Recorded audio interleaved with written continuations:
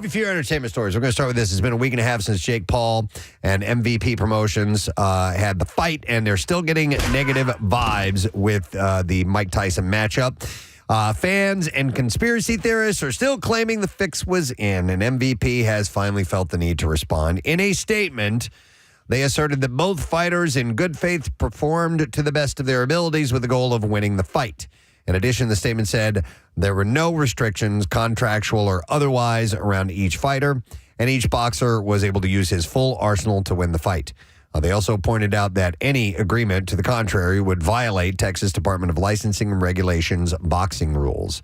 MVP also called any assertion that the fight was fixed illogical and insane. Oh. So there's been a lot that's come out. So there's two things. One, I don't know if I really even care, but people, have broke down videos, and there are things that look a little in out of character for Mike Tyson's capabilities. Yeah, and it's up to the boxer, man. I mean, because you can use the word fix. And maybe as if we had heard that Mike, the more of the rounds, the more money he makes, that's up to him to pace the fight the way he wanted to. Absolutely. Yeah. And so then, listen, whatever happened, it worked. They did it. Yeah, Huge audience. Everyone got rich. I had no money in the game, right? Like, because obviously, their bets were being taken, so I can understand people that were financially invested in this thing, but I wasn't.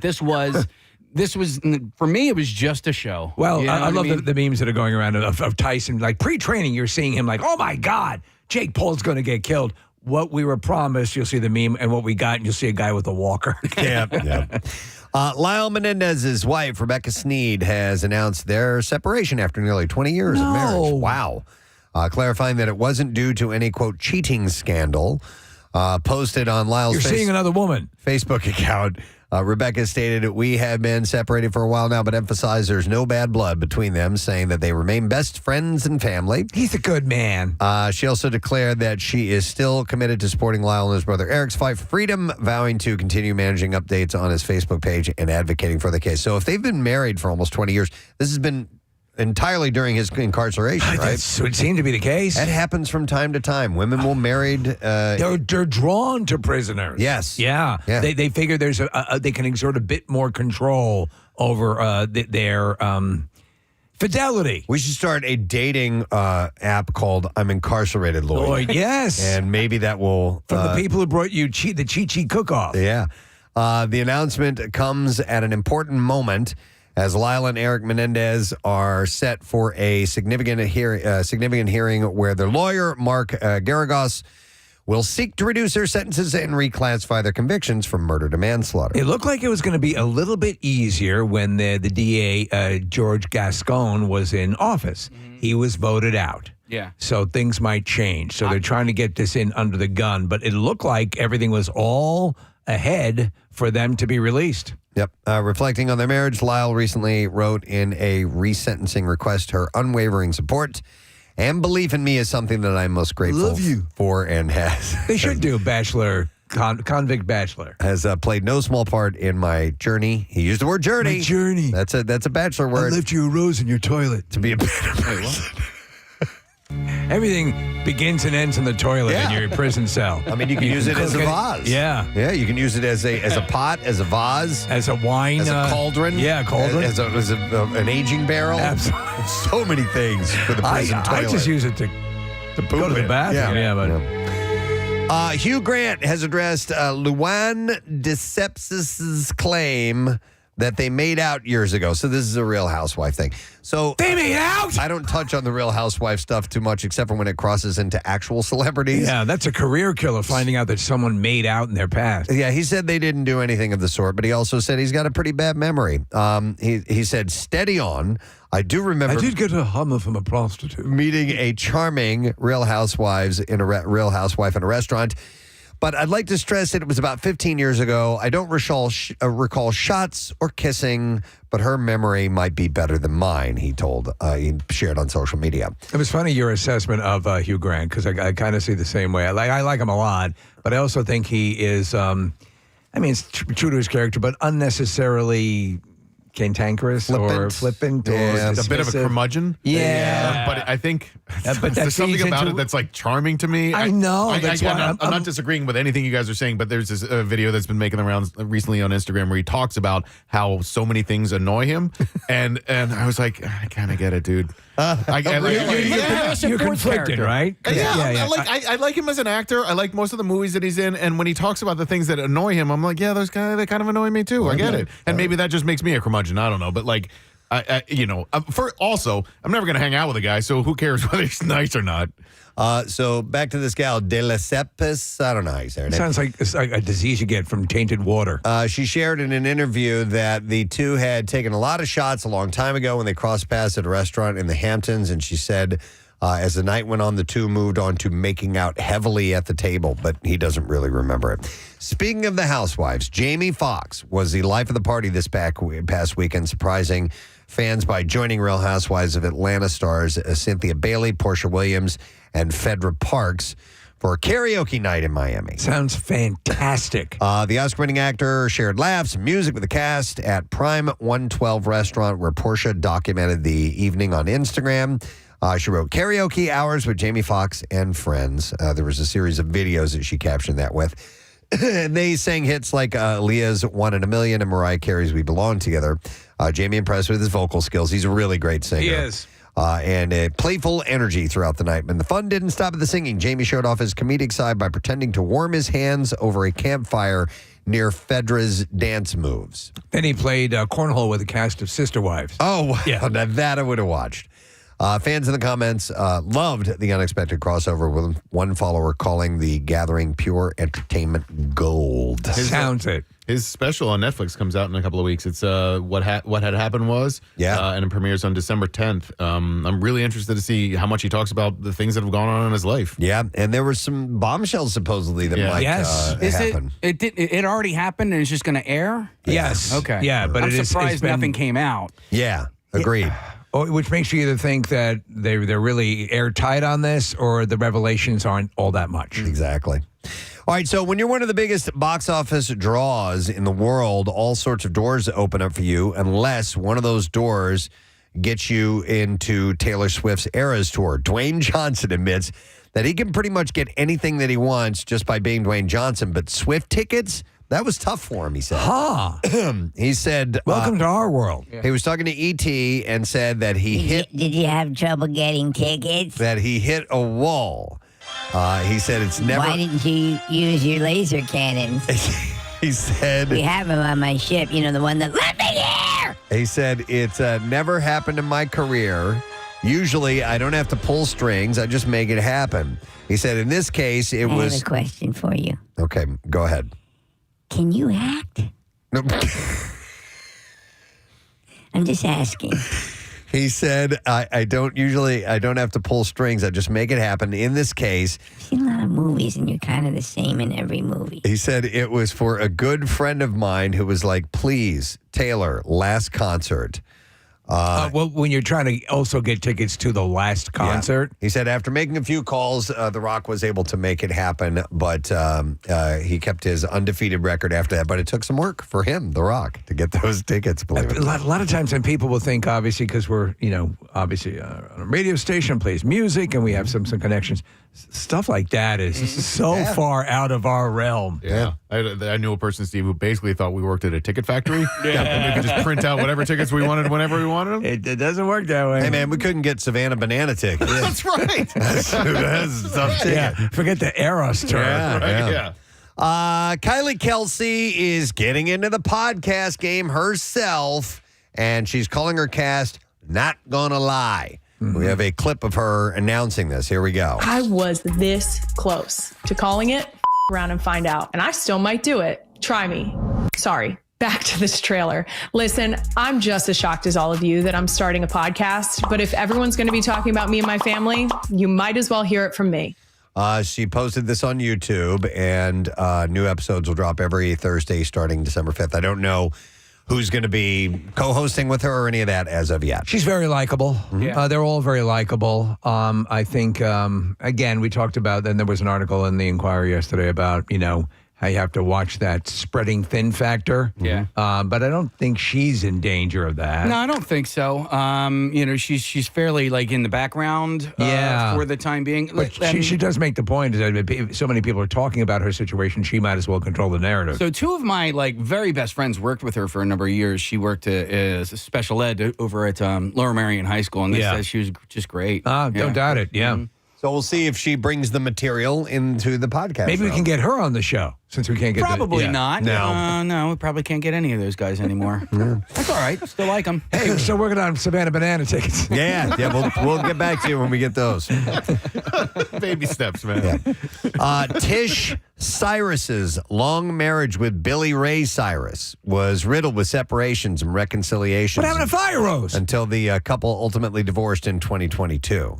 Oh. Yeah, Fire Rose was only recently, I guess. So if they got divorced Fire Rose in 2022, but I guess Fire Rose was not that long ago. By the way, he looks like he's really trying to affect a rocker look. It does not work. Yeah. It does not work. He's holding on to it. Well, Stop how old is it. he? Too long. Has he hit that? 63. Yeah. It also just seems disingenuous because that's not what you were for the longest time, and then all of a sudden you're like, oh, this is what I'm going to be. Well, and instead of the giant mullet for which he, first burst onto the scene with, it's these. He has long. It's all one length, all of his hair, and he hangs it down. It covers 3/4 of his face. Yeah. It hangs down the sides of his face. So he's hiding. Really, his aging is what he's doing. You have to see Richard Grieco. I saw a picture of him recently. He's now Preston. He's adopted I think he thinks he's an alt musician. Okay. And you would like, what the hell? What's the look? What's he doing? Long hair. Yeah. Is it hanging in his face? Yeah. Okay. Yeah. Yeah. I think it's to try to hide some of the lines. To lose the Grieco. So in the latest episode of Kate Hudson and Oliver Hudson's podcast, Tish Cyrus claims that she never wanted a divorce when all was said and done, and that her own parents' decades-long marriage served as the inspiration behind wanting a lengthy union herself. She said, I wanted to make it work. She probably for a little too long, like for my own mental health. Remember, she was fighting in court to keep the ability to use the credit cards even after they had split. She said there became a point that, I didn't have a choice. And since their parting, her ex was married and then divorced in a split that made headlines with, of course, Fire Rose. Fire Rose! And she herself remarried to actor Dominic Purcell. Yeah, that guy. From Prison Break? That guy? Yeah. Oh. And it says here, in a union also not without its headlines. I don't remember the headlines, but apparently there were some. They wrote them. They wrote them down. File that under if you say so.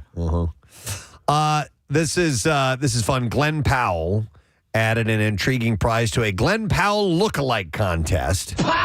The contest was held Sunday in Austin, Texas, and two very qualified judges helped choose the winner, his aunt and his mother. Hey, if you look like Glenn Powell, haven't you already won? Yes, you have. To make the grand prize even more special, Powell called into the contest to add a cameo appearance in his next movie, but not for the winner himself. That prize goes to members of the winner's family. Why? Because Powell is known for putting members of his own family in cameo roles in his films. So that makes sense. So congratulations to the winner of the lookalike contest, physician's assistant Maxwell Braunstein. Hey, he looks a bit like him. So Yeah, a little bit. Yeah. So. The thing about Glenn Powell too is that he is he's good looking in an overdone way, if that makes any sense. He has his own. He's a little bit more of a unique look to him. He's a little bit older, and so he's not cookie cutter. Right. If that makes any his sense. eyes are a little close together. Yeah. Yeah, so he's not full on pretty Loser. boy, but he's a good looking guy for sure. Queen Latifah will host the 47th annual Kennedy Center Honors. The event, which is being taped, on December 8th, will air December 22nd on CBS and Paramount Plus at 8:30 p.m. Do we know the inductees? Yes, we do. This is our first time as host, by the way, and the ceremony will honor Francis Ford Coppola, Wow. The Grateful Dead, Bonnie Raitt. Those are all good ones. Yeah, Arturo Sandoval. Yeah, he invented the rotisserie Showtime No, grill. he did not. Well, I can't say he did not. I may be brushing your comment off, Steve. I don't know anything about Arturo Sandoval. And when he said, set it and forget it. I know a who he nation is. trembled. All right, he is a jazz musician, Okay. a trumpet player, and he's from Cuba. In fact, I believe there was a movie that was made about him with Andy Garcia, starring in the role as him, if I remember correctly. Passengers? No, not Passengers. I forgot what it was called, but he's a great musician. And also, they are honoring, it says the Apollo. So I guess the theater itself. Do they do that at the Kennedy Center? I've never seen them honor a theater or anything of that nature, but perhaps they will. It's not Apollo Creed, clearly. No. Huh. So Queen. Why not? Latifah said, I am so excited to share that I will host. I will be returning to the Kennedy Center honors this year as host. Join me Sunday, December 22nd, CBS, as we celebrate the 47th class of honorees. The Apollo beat out Shake Shack. Wow. Yeah. Well, Close, though. I mean, it's pretty. I love Shake Shack, but the Apollo has a few years. Well, a little bit more history. Yeah. Let's see. Disney released the first teaser for its live-action adaptation of Lilo and Stitch. The new version of the 2002 movie is overseen by director Dean Fleischer-Camp, who also directed the cult favorite movie Marcel the Shell with Shoes. Which is, I saw it. I loved it. It's wonderful. Shoes On, actually, is the title. But yeah, that's what I heard. The cast features Maya Kealoha as Lilo and Sydney Elizabeth Agudong as Nani. Zach Galifianakis is in this. Billy Magnuson, Courtney B. Vance, Hannah Waddingham. Stitch's original voice actor Chris Sanders will also return, as well as original voice actors Tia Carrere, Amy Hill, and Jason Scott Lee. I don't even the original. Did it do anything for anybody? I loved it. Yeah, Okay. I really enjoyed it a lot when Ben was little. It's cute. I mean, again, I don't know how many of these need live action remakes, and they're going to do Moana live action version. I mean, basically every Disney animated movie is getting some version of a live action remake. You know, and it's funny though.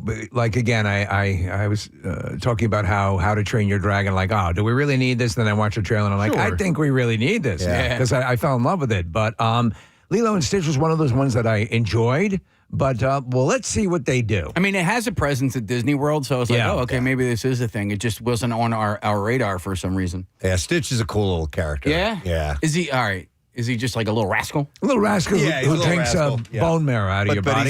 he's also formidable. He's got like some serious.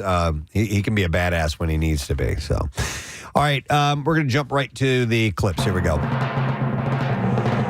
Based on a true story is a comedy about an anything but perfect American family quickly soured by a true crime documentary brought to life.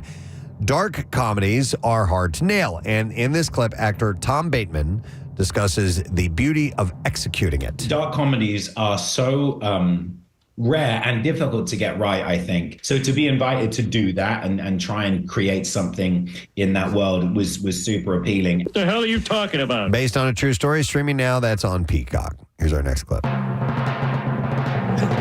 In The Fix, a model grasping at straws takes a transformation-inducing drug, causing her world to turn upside down. In this clip, director Kelsey Egan reveals her procedure for creating a science fiction horror film. I began asking what-if questions a lot.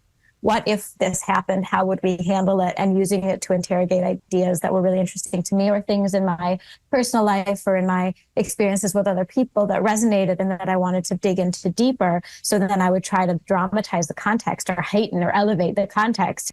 I'm scared. The Fix is in theaters now, by the way. Have you seen The Substance yet? No, I've been... You're waiting for it to stream. Yes. I mean, I could rent it, but...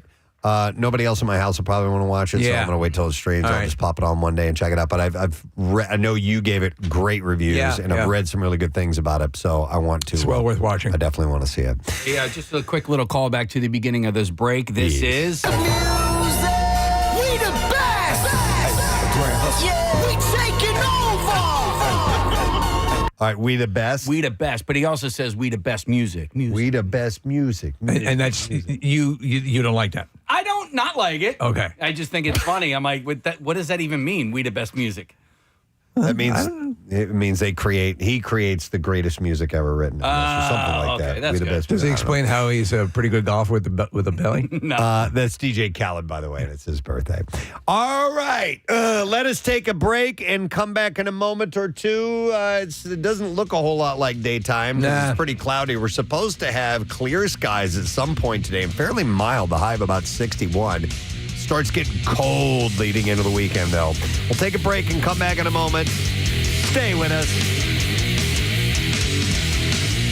Preston and Steve. We should put out a Twitter poll. What does body odor smell like? Because we've heard hoagie and Doritos. And now that I remember, I do remember associating smell with, I think, my own body odor. You ever sniff your own pit? Do a little sniff check? Occasionally, yeah. Of course you have to check. So I remember smelling when I was younger that I always thought that my own armpit smelled like onions and mustard. Really? Yes. To get mixed together. Now, would you normally eat that? Yes. Okay, so on hot it's dogs. pleasant for you. Yeah, so I kind of liked it. So Yeah. maybe that's why. Mine. Maybe you did actually, you're sweating out the onions.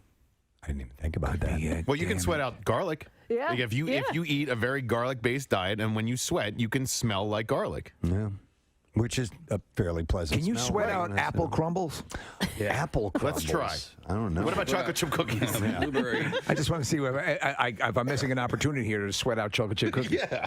So hoagies, Doritos, and mustard and onions, and I'm sure there are other people that have a scent that they basically have labeled as body odor. Well, of course, we talked about this, that the old belief is that when white people, Caucasians, get wet, they smell like dogs. Like wet dog. Right. Yep, correct. and dogs' paws smell like corn chips. Yeah. And that is actually true. Yeah. So these different things. I don't know. We tend to be enamored of our own smell, right? To some extent. Enamored with our own? Yeah. I mean, that's why the smell of your own farts is actually really good. It's a pleasant thing. Not always. No. Well, listen, you can Every single time. You can blow yourself out every now and then. No, you but can't. you're pretty proud of it. Well, yes, exactly. That's the fine distinction. That's Is a even though prize winner right it there. may be horrible, you're like, oh my God, I'm a champion. I've had to leave the room from my own. You've offended yourself with your own gas? I didn't say I wasn't proud of it. I was like, man, that was strong enough to make me leave. Did you walk out cursing yourself? Yeah. What kind of animal am I? Kind of impressed. I honestly, Nick, I didn't think that was possible. Like, I swear to God, the worse that it smells for you, the best that it smells for me. Okay. Like, if it's a really bad one, I'm like, oh man, Preston's gonna be really It's like mad. licking your elbow. It's almost impossible to do. Yeah. Yeah, but if you have one that's coming and you can tell by the it's gonna be by bad. the heat and so on or the pressure and you know it's going to piss me off, do you actually go, oh yeah, that's a good one? No, Okay. no. You don't take a little sneak sniff for yourself? All right. Oh, I always take it. All right, we need to go. Yeah. Okay. But I will say, The cup and the have you cupped recently? Sure. Yeah. Of course. I never cup. I never never cup. do that? No, You no. don't have to. I don't have to. I'm an old pro. Amateurs. It's also a good way to run a self-diagnostic. Absolutely. I mean, there's a lot of relevant medical material to be gleaned from assessing your own odors. Like, I'm trying to make a case for cupping your farts. I know you are. Like, I love giving myself a Dutch oven. Like, really? Oh, if it's a really bad one, You'll pull the covers up? not only I will just sneak under the covers. I'll be like, I'm going to just lay here for a little bit. Do you know what's equally fun, God, you're a Casey? disgusting human. Casey, crap in a pillowcase and pull it over your head. Kathy, what do you think about the smell of your own gas? I think you guys never are farted. disgusting humans Yeah? right now. I think You pull I think like you're a liar. I think so too. Okay, I'm pretty sure I'm not pulling the covers over my head and enjoying my own stench like Casey. Yes, you are. No. No, she'll enjoy your stench. 1000%. No, I don't think we've talked about this before. You are very. I mean, obviously, the notion of passing gas liberally at home is not something that you do, correct? You don't think I pass gas at home? Is that No, what you're I don't think you do. I don't think you stand in the middle of the room and go, ba-boom. Yeah, he did it. Hey, get over here! I think you go into the conservatory. saying? Pull my finger. Felicity alum. Felicity. Tonight on a powerful Felicity. Felicity shows up late for a chemistry class. I'm sorry. I thought it was an 8. That's to go to detention. Go to detention. Felicity.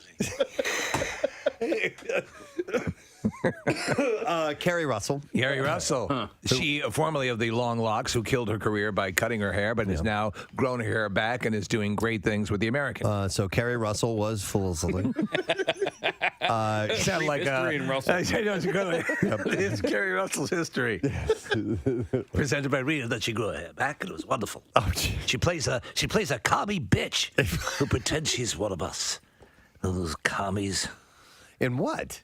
In The Americans. Oh, The Americans. You don't watch that? No, She's no, a spy. I don't watch that. It's like that John Travolta, Kelly Preston movie. Oh, yeah. You know The Experts. The Experts.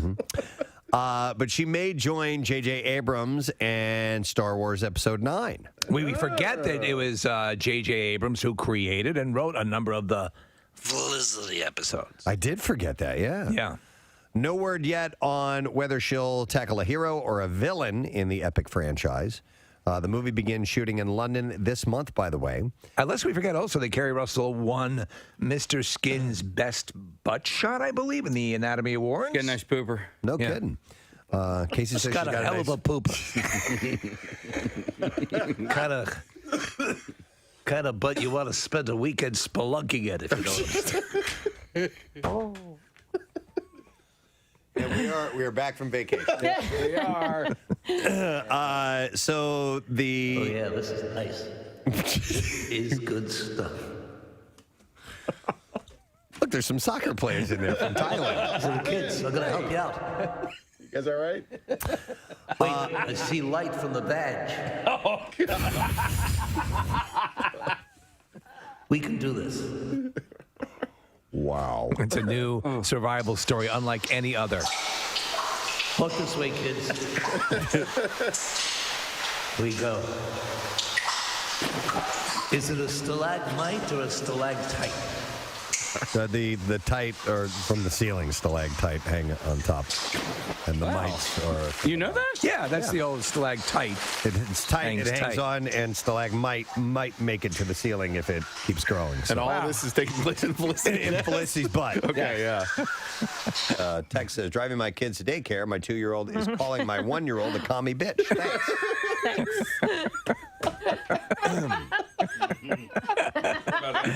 Sorry about that. Sorry.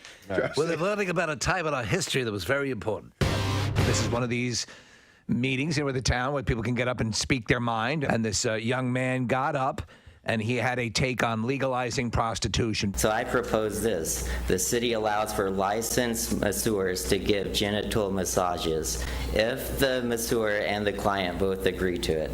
We let someone get naked and have every other part of their body touched and rubbed by a massage therapist. Hell, we let proctologists spend their day men and sticking things. So if someone wants to yank a guy's crank, I say let him.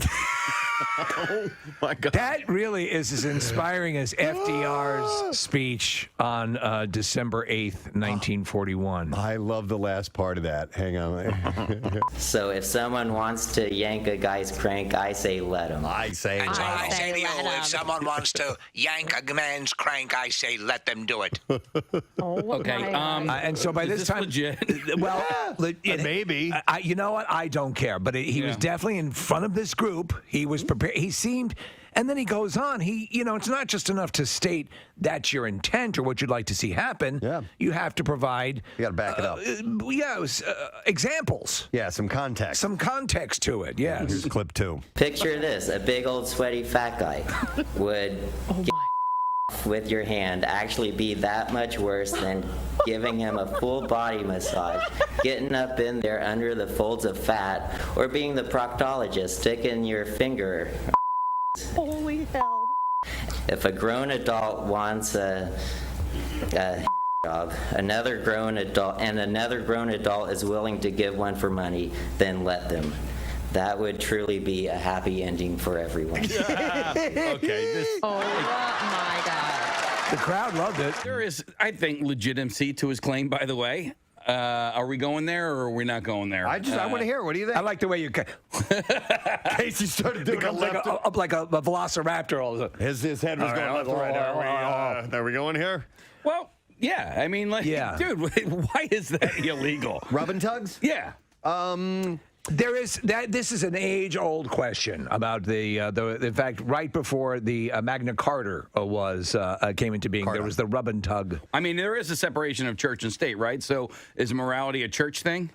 Wow, this got a lot deeper than I thought. We were simply playing a goofball, but you want to work out whether prostitution or the sex trade should be legitimized. Well, maybe we should put them in malls. Let's talk about abortion. Let's lighten things up a bit.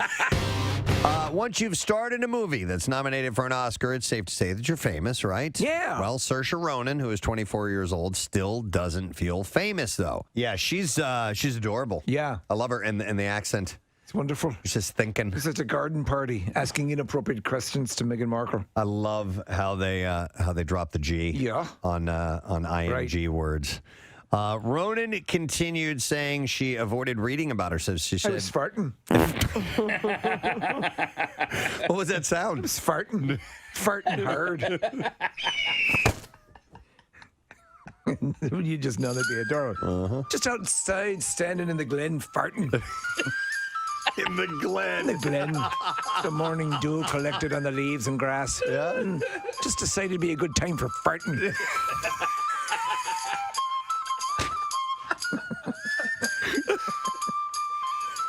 It does sound better, doesn't it? Oh, it does. Oh, it needs to be a song. Where were you, Auntie Saoirse? I was outside farting, dear.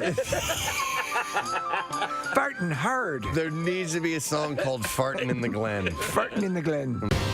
We're excited, ladies and gentlemen, to have in our studio actor David Harbour.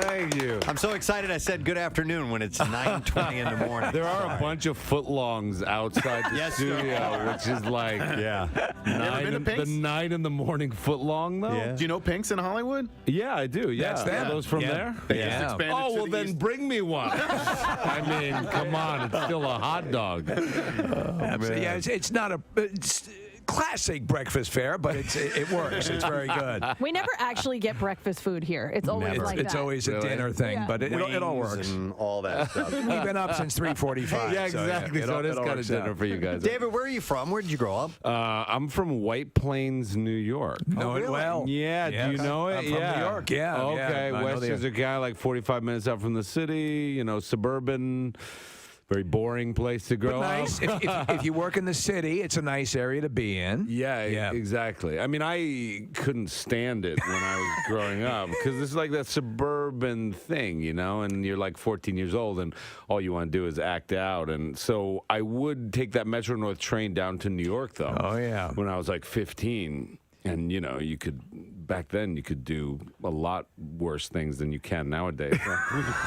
We could go to bars and I mean, they didn't have any of the rules they have nowadays. So it wasn't the creative arts that were driving you to the city? It was the party? I would tell my parents that I was going to the Metropolitan Museum of Art. So yes, the arts were driving. If my parents are listening.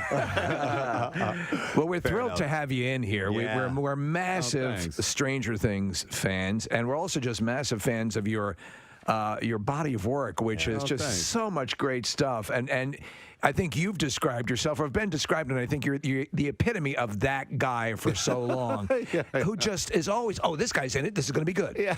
And we have a sense that you've curated the things that you're in, and whether that's the truth or not, you just always end up in good stuff. And Stranger Things is just such a... no one could have figured this bizarre pop culture bank shot that took place. Yes. And that they went with, except for perhaps Winona Ryder, moderately known. And it just took off. So when you got the script for the first time, I understand it blew you away, but did you think you were going to get it? You couldn't have had an idea it would be. All right, thank you, Nick. Real quick, I want to give a plug for a good friend of ours and fellow coworker and radio comrade, Mr. Matthew Frederick Cord, who works down the hall at WMGK. We have our Camp Out for Hunger coming up next week, but today is the MGK turkey drop. Oh, that's great. And so we collect non-perishable food items. This is when you can donate actual turkeys. Yes. And they're doing that today, and it happens. It's going on all day long from now until, it varies times at different locations. I just go to WMGK.com and check that out because there's a couple different ways you can make a financial donation, or you can donate your frozen turkeys. or your free turkey coupons. So you get those a lot of times at grocery stores, and they'll take those and they'll get the turkey if you're not going to use it, and they will make sure that somebody who needs that is going to get it this year. Over the years, this has been an ongoing thing that they've done, and it really is a wonderful thing to make sure that somebody has a meal for Thanksgiving. Yeah, and they won't accept anything other than turkey. The turkeys, than actual turkeys. And so they work with City Team, which my family and I, we have had a close relationship with City Team. They were based out of Chester, and we have delivered turkey dinners. We have delivered Christmas presents. We have delivered Easter dinners with City Team. They are a great, great organization. So they're going to be taking at MGK donations at the Kimmel Center today till 11 a.m. and at select Acme locations. So you can get the list at WMGK.com. And we just, listen, it's all one big great cause. Yes. With that and the Camp Out for Hunger, same purpose. We want to try to help people who need some food. So if you can do that, that would be outstanding. Normally, we'd be shutting down any charity thing they did. But of course, yes. Again, you're right. The ultimate goal is just to make it a little bit better for people. So we're all on board.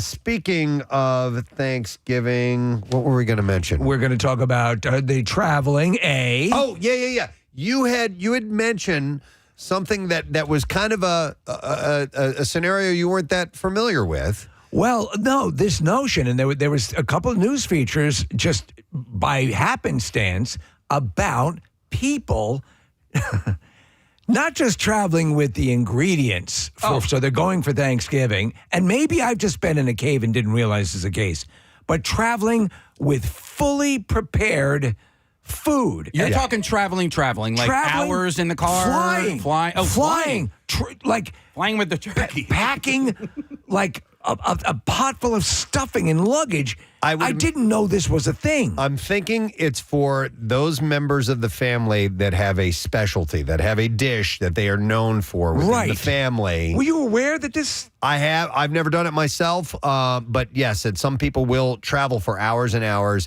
And some people actually, I mean, not just driving, but some people will fly with specific dishes. Well, but I've never done it myself. We do. That we are in the group that does this type of thing. And so almost every year for the last, decade or so, my brother lives in Southern Virginia. He hosts Thanksgiving. And my mom is a great cook, as you guys well know. And so she gets requests from everybody in the family to bring certain things. So she makes really great Thanksgiving dinners. And so, yeah, we're coming down with fully prepared dishes.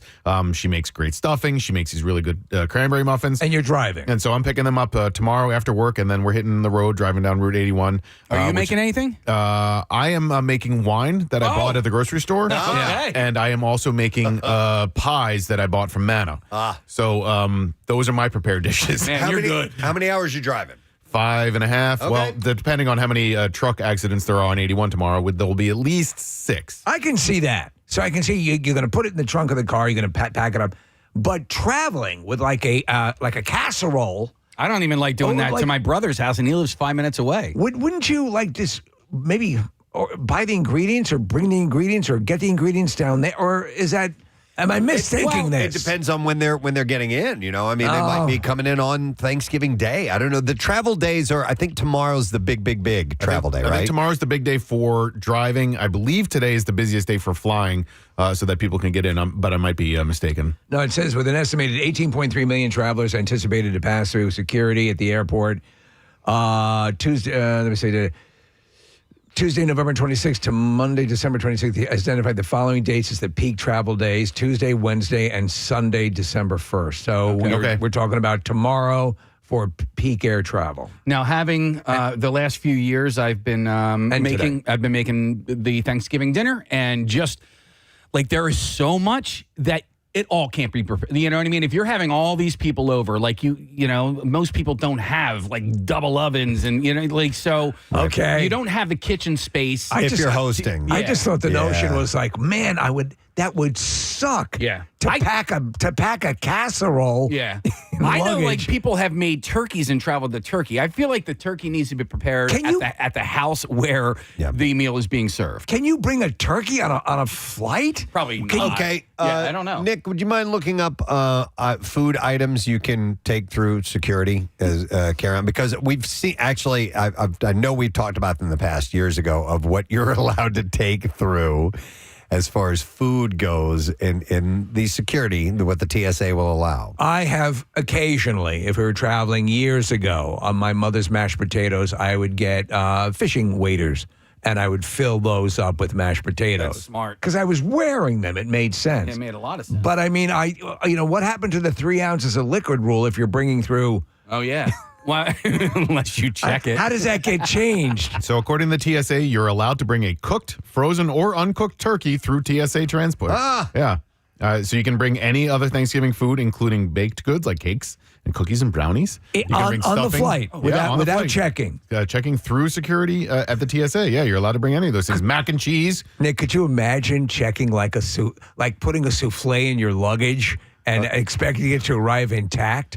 Here's a article that says you can bring just about any solid packaged food on a plane as long as it fits comfortably in your carry-on. Here are some examples of food items that are allowed on a plane: bread, cooked meats, hard-boiled eggs. Oh, can you imagine? If you bring a whole bunch of hard-boiled eggs, like open, how bad that's going to stink. Smell like egg farts. Candy, cereal, and more. So yeah. So you could bring a full baked cooked turkey in a bag, as long as it'll fit. Yeah, into your carry-on luggage. It'd have to be a fairly small bird, I would imagine. I have to make a concession here. I'm not the only one. Confession? A confession. I'm not the only one who cooks Thanksgiving dinner. It is a family effort. My wife definitely helps out. My daughter is responsible for the 10 pounds. Did you just receive a text? I just received a text, gotcha. and I didn't want to misrepresent and act as if I'm the only one doing all the cooking. I am not. It is definitely a team effort, but I definitely take care of the bird and the stuffing.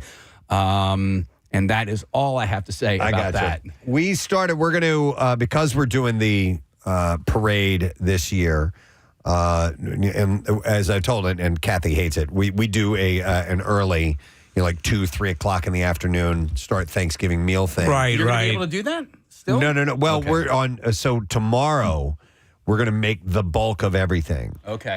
Rochelle and I have a plan. We've written this all down. She went to the store yesterday. We went through all the ingredients we're going to need, but we're like, okay, what things can we make in advance and have ready to go? And most of it we can actually make ahead of time. There are things like mashed potatoes and stuff like that you want to make right before it's time to serve. But for the most part, we're going to do the bulk of it tomorrow. We have decided the way we're going to prepare Thanksgiving dinner is to go to someone's house. Oh, that's so smart, man. That's really good. Good for you. Because, Steve, the real estate in the kitchen is at a premium, we make our potatoes early and then put them in a crock pot, which works out perfectly. So, to me, yes, I think that's all smart. Traveling, though, if you don't know how to pack this stuff right, I have to imagine there are the opportunity for travel mishaps with, grandma's gravy is extensive. Yeah. I'm gonna go to some calls here, but I also want to know, maybe, is there that one special recipe that you're required to bring, that you have to make to the meal and bring? It is absolutely a mandatory for you to bring to the meal. All right, I'm going to go to Katie. Hi, Katie. Good morning. Hi, good morning. You guys rock. Thank you, Katie. So you've traveled with some of the Thanksgiving food before? Well, not the Thanksgiving food, but in talking about the TSA, and flying with food. So we actually went to St. John a couple years ago, and my brother-in-law got the job of bringing a carry-on, full of frozen meats because it's so expensive over there, and we like to cook when we're on our family vacation. So he packed a bag with frozen beef. Yeah. So he brought, his carry-on was full of steaks and pork loin and pork tenderloin and all of these frozen meats because it was so expensive when we and when we got there it was actually still frozen. And Katie, how does that bag elude the bomb sniffing dogs? Exactly. Isn't it bizarre? It's a bag full of meat. Question though, was it in a cooler or a regular suitcase? I don't remember. I think it was a cooler bag, a cooler. Yeah, insulated. That was carry on. Okay. Yeah, and it stayed frozen, and we flew all the way there. So You know what you do? You put pork chops in each of the suit pockets, Preston, and exactly. So, frozen. It's fine. That's wild. Thank you, Katie. Yeah. I didn't realize that was a thing. Yeah. I actually saw a really cool tip the other day because the meal tips are coming in left and right now that I didn't think about. When you are when you're hosting and you're having everybody over and you're trying to get it so that everything comes out together at the right time, so everything is hot and fresh. If you make some things in casserole dishes, and they don't necessarily have to be, I know Kathy bristles at the word casserole, so not necessarily casserole dishes, but if you have something in an oven dish of some type, and you want to keep it warm, coolers, like your regular standard beverage coolers, they're insulated. Just put them in there and close the top, and it'll keep them warm. It's a great idea. Really? Yeah. So it'll keep them warm. Absolutely. All right. Yeah, they're just insulated. So if it's warm on the inside, the stuff will stay. That temperature will remain inside there. So it's a pretty good idea. I never knew that. Let me go to. Is this Anne Marie?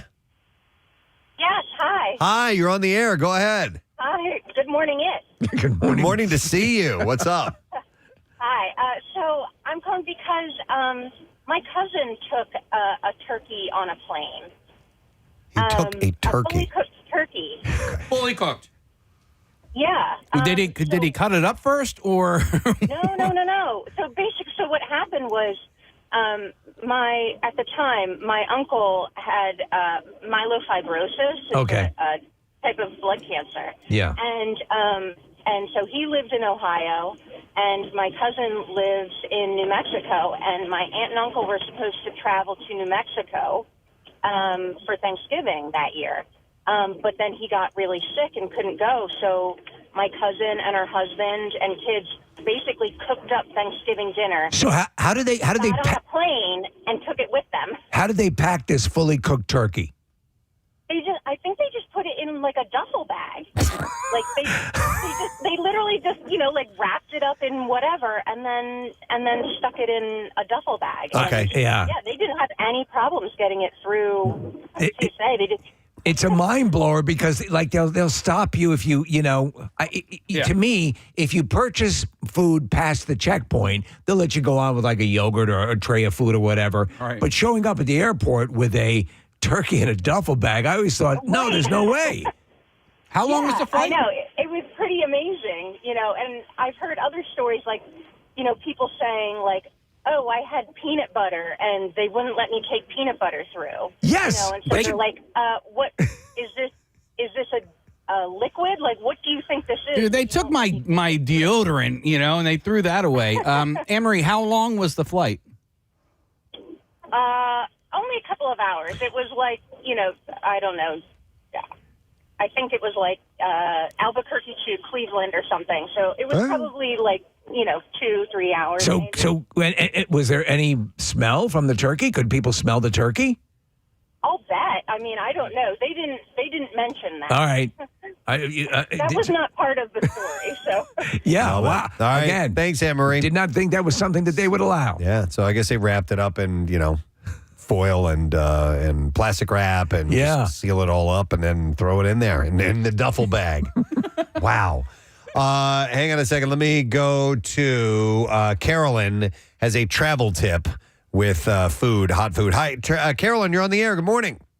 Hey, good morning. Hey, what's up? Rock and roll. Yo. A second ago, you guys mentioned the cooler tip for hot food. Yes. I just want to make a clarification. My mom was a caterer growing up, and she used to do that all the time, but you can't put the hot plate or the hot dishes right into the cooler. It'll melt the cooler. Oh, okay. So you have to line it. You got to put, she used to put like a layer of paper bags folded up. Okay. Flat. Yep. And then a bath towel. Okay. And then you kind of wrap the towel around like lengthwise The and dish. widthwise, so that when you put all the the little pans in there, you can kind of fold it over the top. So, as well. so when Makes you're sense. traveling, you can load all that stuff into a cooler. Just make sure that you sort of buffer the bottom of the cooler. Seal that Bottom of lid. your sides, otherwise it's going to melt right Yeah, through. and but it'll keep everything warm, is what you guys are saying. Oh yeah. All right, didn't love even it. think about that. Thank you, Carolyn. Appreciate it. Welcome. Have a great day. Yeah, you don't want to ruin your cooler. Here are a few texts that are coming in that says, hey, guys, I was communicating with you 3 years ago from St. John. One of the dudes I met down there does just that, packs a Yeti bag full of frozen meat and makes it all the way down there. I guess I forgot. Again, this blows my mind that you can do that. That's something they allow to happen. Here's another text that says, you cannot take baked beans. The TSA took them from good to them. I guess that's in a liquid, I don't know if it qualified it as What about that. mashed potatoes? Yeah. Would mashed potatoes not pass muster? Well, that's a good question. Here's another one that says, I'm driving 11 hours to Tennessee tomorrow. Cooler filled with already made stuffing, mashed potatoes, cheesecake, cornbread. Reason is that I want to relax and hang out more than cooking. So they've done it ahead of time. They're packing it. They're taking it with them. So, yeah, why not? I have Rich next. Hi, Rich. Morning, bud. Morning. How are you? Good, man. What's up? So, we have the traditional Italian Thanksgiving, where literally we do pasta first. That's our first course, and we plan it out with the turkey second. And literally they're served at the beginning of each game. So our traditional Italian is lasagna. Okay. My grandmother had been making lasagna, God rest her soul, for years. I mean, like, ever since I was a little kid, I remember her making lasagna. Decades. Now, the recipe passed over to my mom and went to me. Okay. So I'm the one who makes the lasagna now every year, and I've been doing it for about 15, 20 years. And believe me, it's worked out well. It's a hit. It might sound like a lot of food, and it is a lot of food. But, man, everybody's loved it. We love the tradition. So, Rich, what time of day do you guys begin? My grandmother used to start cooking before the sun even came up. Yeah, but I mean, when do you sit down? When do you sit down to that first lasagna dish? First game, so about 12:30. About 12:30. I had one of Make a those day of full Italian, like multi-course Thanksgiving meals. It is an orgy of eating. It was at an Italian household that I first realized, because this wasn't part of our tradition, that you get drunk on Thanksgiving Day and the wine starts immediately. I'm like, hey, we literally I'm down with this. We had the full. That's the homemade wine. That's the homemade wine. That's not the stuff you get in the store. That's right, man. I've Made with always- lighter fluid. All right, thanks, Rich. Appreciate Always it. heard soup to nuts, soup to nuts, soup to nuts is a phrase you throw around. And when you sit down and have an actual soup to nuts meal, I mean, and I could not believe all the food that this family was ingesting. It was wonderful. But I mean, by the time you got around to the actual like walnuts and stuff, you needed your stomach pumped. Oh, I'm sure. Yeah, I'm planning on it for sure. I've never done soup to nuts. Yes. I mean, nuts to butts. Yeah, that I've done many times. The idea of soup and or pasta at a Thanksgiving dinner for me is just completely and totally foreign. But I'm not Italian. I have zero Italian my wife it was not. But like my buddy Vinny, like that was his whole Thanksgiving. Lo mein and Gogurt. Yeah. Now, if soup always seemed a little too filling already on an already filling day, I didn't need more. What's your specialty dish? What is your thing that you? Because you are a good cook. I'm the turkey guy. I'm Straight up turkey. The bird is my responsibility, and Rochelle handles pretty much everything else. I'll probably dive in and do mashed potatoes. I'm pretty solid at that. What's the one weird thing that's always on your Thanksgiving table that might not even get eaten, but it's always Big there? League, Big Chew, the gum. Oh, really? Oh, Big League Chew? Any particular flavor? Grape, right? Oh, the grape is the best. Yeah. It's more in line with the Thanksgiving. Nothing at our household. I mean, my sister would make the yams, sweet potatoes, whatever you want to call it, and would just overdo the sweetness of it. I mean, like covered in marshmallows. And I know that's a standard, but I just always That's found a dessert. That was too much. I hate that. I hate the yams. I like yams. Do you? Yeah. But when adding all the marshmallows and all that they're already sweet to begin with, and you don't need to overdo it. But some people love it that way, So. Is there something on your list? It's not odd, but it's odd in the sense that I think maybe I was the only one who ever ate them, but we would always have a bowl of green olives and a bowl of black olives. Dude, I'm down with that. Yeah. And they never got touched, and they always got thrown away afterwards. But I love me a green olive. I used to not like black olives, and I didn't know any better. Yeah, I didn't. I love them now. Yeah. Wow. Absolutely. Let's see. So traveling with your dish, it's as we're finding out from calls and stuff like that, it's pretty common. Pretty routine. I did not know the notion of traveling long distances with prepared meals, or that the same airline that won't let you bring on 4 ounces of shampoo will let you bring on a fully cooked turkey. Marissa handed me this note that says Alex Holly from Fox 29 does this every year. She posts her mom unpacking her luggage full of ingredients that she flew with from Texas. But that's not necessarily a already prepared meal. She's got the ingredients ready to go, which you can get at any grocery store. But I guess it depends on what day you're coming in. And you want to have stuff done or maybe made in your own kitchen. Is mac and cheese, you guys, is that something that you have on your... No, never has normally, been. but the past couple of years, it has made its way onto the table. So that's part of this year's I got to baked thank mac and cheese. You and your wife, because there is a staple on our Thanksgiving table now for the last 5 years, is a hash brown casserole. It's awesome. Yeah, It's really, really good. What's in a hash brown casserole? You know what? Hang on. I just texted the recipe to a friend of mine because he reached out, and I'll pull up the text. Everybody right now. take out your notes app and write this down now and add it to your Thanksgiving meal. It is pretty awesome. Here we go. So it is 1 bag of shredded hash browns. Okay. An 8-ounce block of cheddar cheese grated. All right. 1 can of Campbell's cream of chicken soup. That's where Kathy's out. 16 ounces of sour cream. Half a stick of melted butter. You mix all that together, and then you put those in like a lined baking dish. Then you take a large bag of Lay's potato chips and you crunch them up really small. And then you mix that with a half a stick of melted butter. And then you cover the top of the casserole with that. Bake at 350 for 45 minutes, covered in foil. And then you uncover it for the last 15 minutes. So there's nothing in that I am opposed to at all. It's Everything really is good. solid. And then does it get a little burned on the edges? It gets, the potato chips get crispy. They add the crunch. All right. To it, so you would like it. We make that year round. Huh. And it's not hard. I mean, it's... I think it needs more butter. Just a little bit. Maybe it's like a stick or two. Yep, just a stick or two. That's it. So that's worth trying, and hopefully you jotted that down, or you'll listen to the podcast if you want to get that back. Speaking of podcasts, I got 5.5 hours in the car with my parents tomorrow. Oh. Anyone have any listening recommendations? Maybe a it's new not book? safe, but you should probably put headphones in. Okay. All right? Just Yeah. noise canceling, so you don't have to hear anything. Here's my mental state. I'm really trying to embrace this because I don't know how many more Thanksgivings I'm going to have with my parents. Yeah. And This I could love be the them. last one if they piss you off. I love them dearly. And that's a good point, Steve. And but yeah, it's 5.5 hours down and 5.5 hours back. So if you're looking to recommend a good book, I'll take a recommendation. I just started reading a book. I'm only, I don't know, like 15, 20 minutes into it right now. And this was recommended by a listener because he had listened to, and the reason I bring it up to you, he had listened to Project Hail Mary and loved it. All right. And it's a book called We Are Legion, We Are Bob. All right. And so far, I'm loving it. I'm putting it in. All right. How old is that book? It's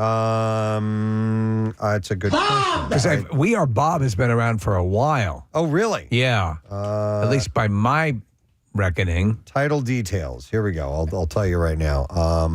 It came out in 2016. Oh. Yeah. Hey, Nick, Marissa recommended Pierre just added a couple of great interviews to the MM archives. All right. So if you haven't listened to the interview with Tom Petty's daughter, that was great. Yeah, so anybody listening that has a road trip, definitely take a listen to that. And then also Tim from Rise Against is up as well. All right. Yeah. The Tom Petty's daughter interview was fantastic, but I don't know if my parents have heard it, so I'd listen to that again. That's a good recommendation. Oh, so you're going to listen along with your parents? That's a great question. I don't know the answer to it yet. Turn this off. Depends on mood and energy. Who's driving? I am. Okay. So I can control, right? Yeah. Okay. That is the rule. Yeah. That is the rule. The driver gets to select. Okay, can you just do me a favor and just make sure you get footage of this, but just listen to at least an hour's worth of death metal.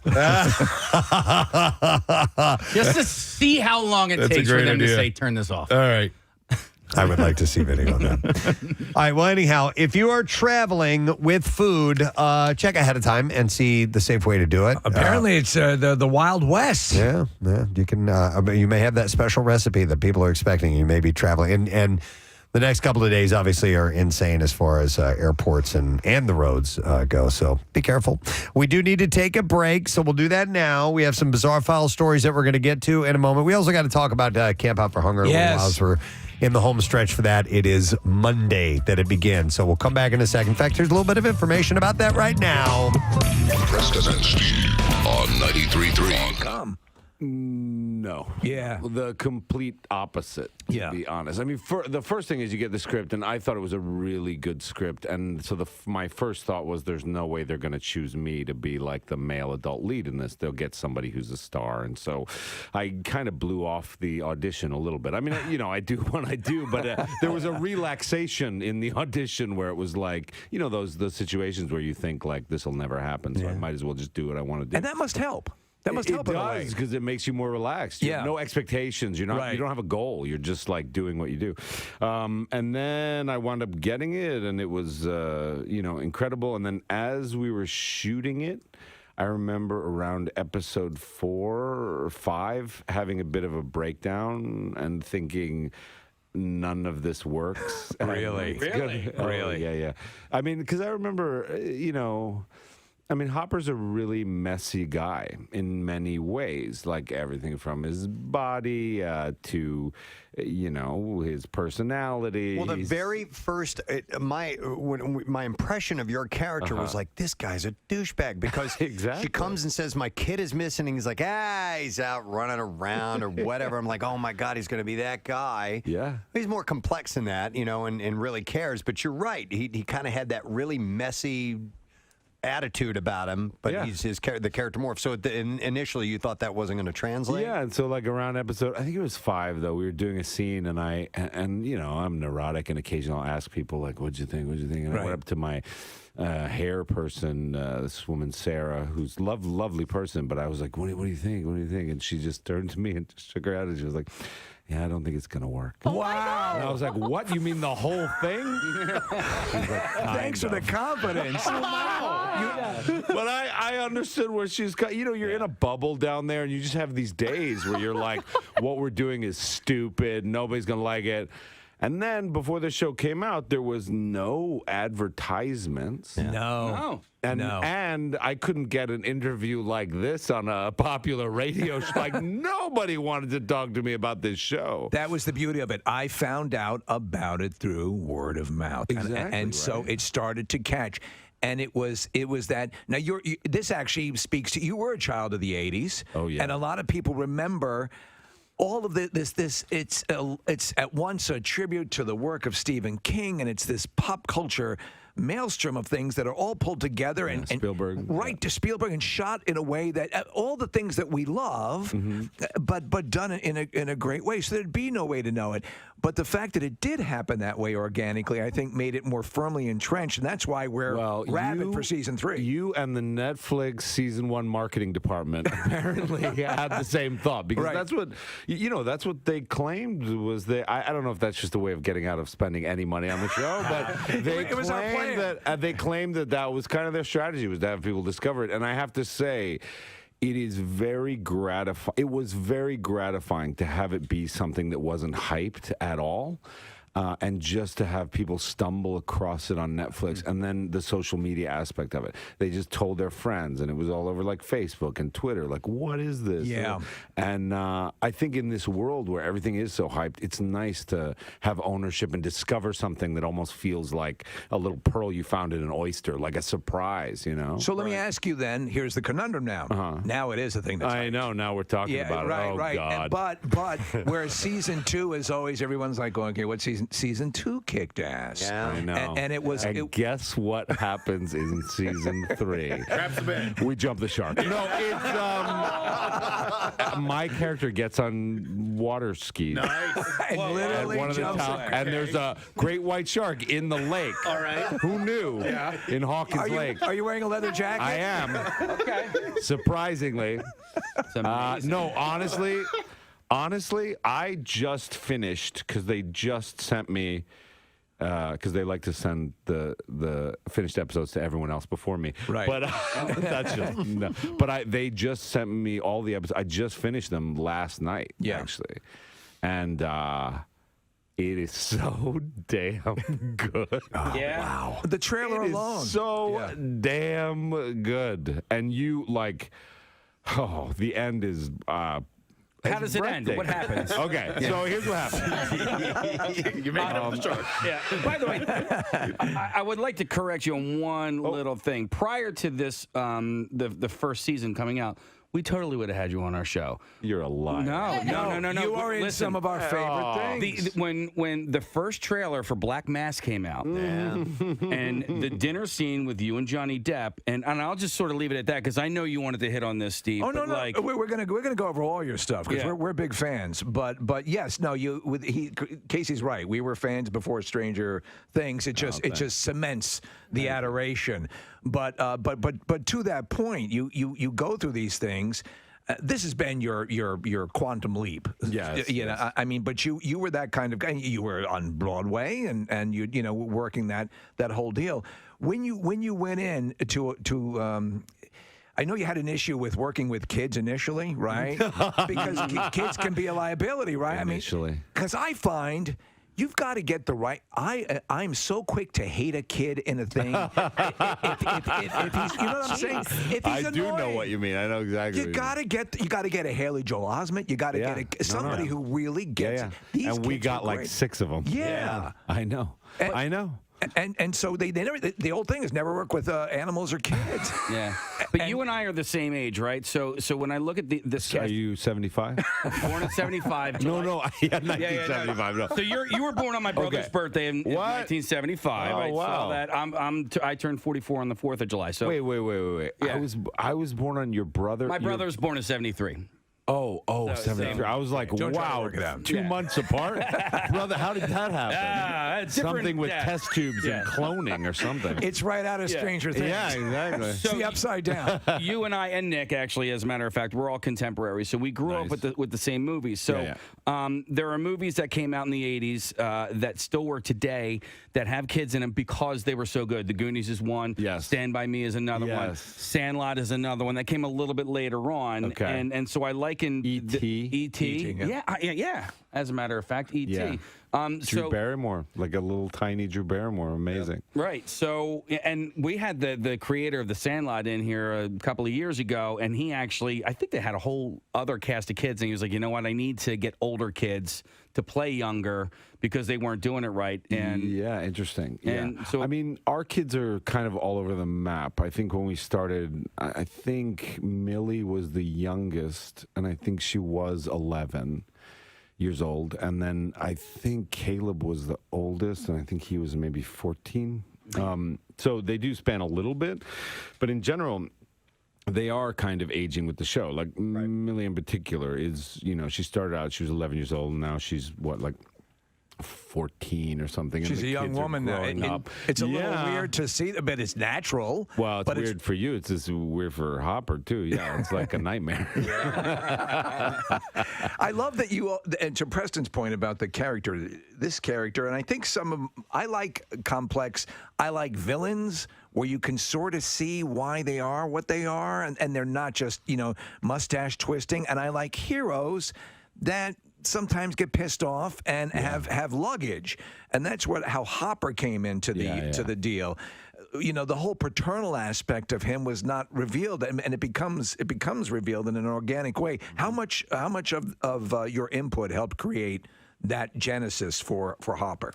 I mean, they had an amazing character already created when I came in, but they also are very collaborative. So, you know, I have ideas and I understand men that are broken and disappointed in life, and other people are disappointed in. So I had some insight into that. Right. And so, you know, as we were developing him in the first season, and one of the fun things was as we developed him in the first season, and as we thought, you know, we were all sort of neurotic, and we thought, well, this isn't going to have much of a life after this season.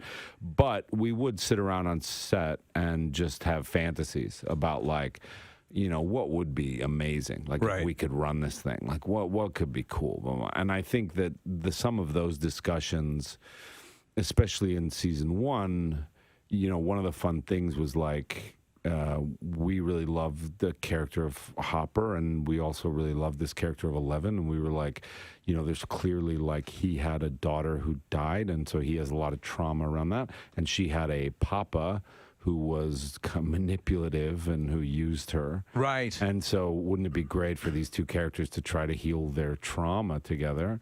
and do it in a very chaotic way where they, they Which don't was know season what they're 2. doing. Yeah, Season so that 2 was led that into process. season 2. Yeah. And then, and then there's stuff that we're even responding to going into to season 3.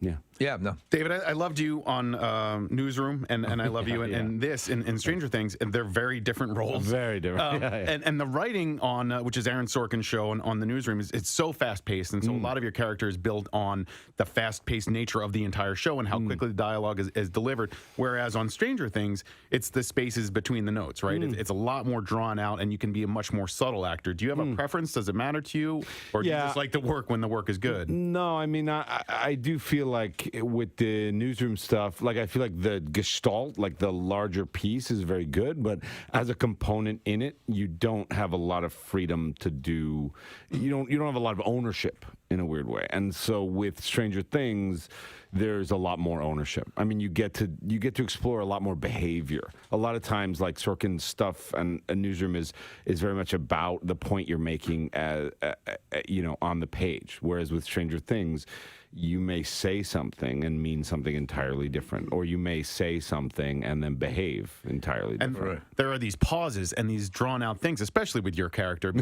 I love that. I love the way a character is like, you take a lot a time. Like, what's up with you? Why? It's compelling, you get drawn in as a result. Yeah. No, I mean, that's my whole thing with acting has always been that, a lot of it, human behavior is always very complex, and sometimes, a lot of times, I think people say something that, and then they behave entirely differently. And that's sort of how I've seen the world since I was a kid, is I've always been confused by human beings, because they would say things like, I love you. And you'd be like, I don't think you do. I think you want me to stay, or I don't know what you want, but you don't just love me. So that's always the complicated thing that I want to explore with human beings. And I think that the great thing about the Duffers are they really love actors. They really love what we bring to it, and they really want, so they'll have something in their mind that's very specific, and then we'll come in and mess it up, and they'll be like, this is even better than and that sort of collaboration is what you're always looking for. You mentioned taking a lot of time. Netflix took a long time to get this next season back. And I was curious what you, how you feel about that as an actor. Listen, here's the problem, all right? It's not a problem. It's a problem with you guys. I swear, it is a problem with the world, okay? Because we have, all right, I'm going to throw down here, because we have trained you. We give you 8, or actually last year, 9 hours of content. Yeah. And you binge it all in a day. No, I learned. And it's like, give us time. Take your time. Once every 2 months is when you should be watching an episode. No, it's crack. Look, I know, for me too. You know that tomorrow will be our last day here for the week. So if you're into the Word of the Week prize, we will give that away tomorrow. You're only going to get 3 letters. So we had the first one yesterday, another one today. And then the prize goes tomorrow to possibly you, a 6-pack of season passes for Yuletide at Liberty Hill. You get unlimited access, the whole thing, no blackout dates, all that stuff. So just heads up, short word, as you would imagine, this week. Magical. Let's do the B5. WMMR presents Preston and Steve's Bizarre File. Brought to you by the iconic Lorenzo & Sons Pizza, Philadelphia staple with locations in Westchester and Xfinity Live and Live Casino and Hotel Philadelphia. Visit lorenzoswestchester.com. Listen to this. A cemetery has started charging $5 per visit to their loved ones' graves. What? Grieving relatives can still access the Garden of Remembrance in Longton-Stoke-on-Trent. This is in England. For free between 9 a.m. and 3 p.m. from Monday to Friday. But after 19 years in operation, the graveyard will soon require the purchase of a one-off VIP pass to visit outside of normal operating hours. I got a VIP pass. Yeah. This cost, it costs $5 to visit a grave or cremation plot and $10 per person to visit the Rose Garden. Electric gates will prevent anyone without a VIP pass from accessing the grounds.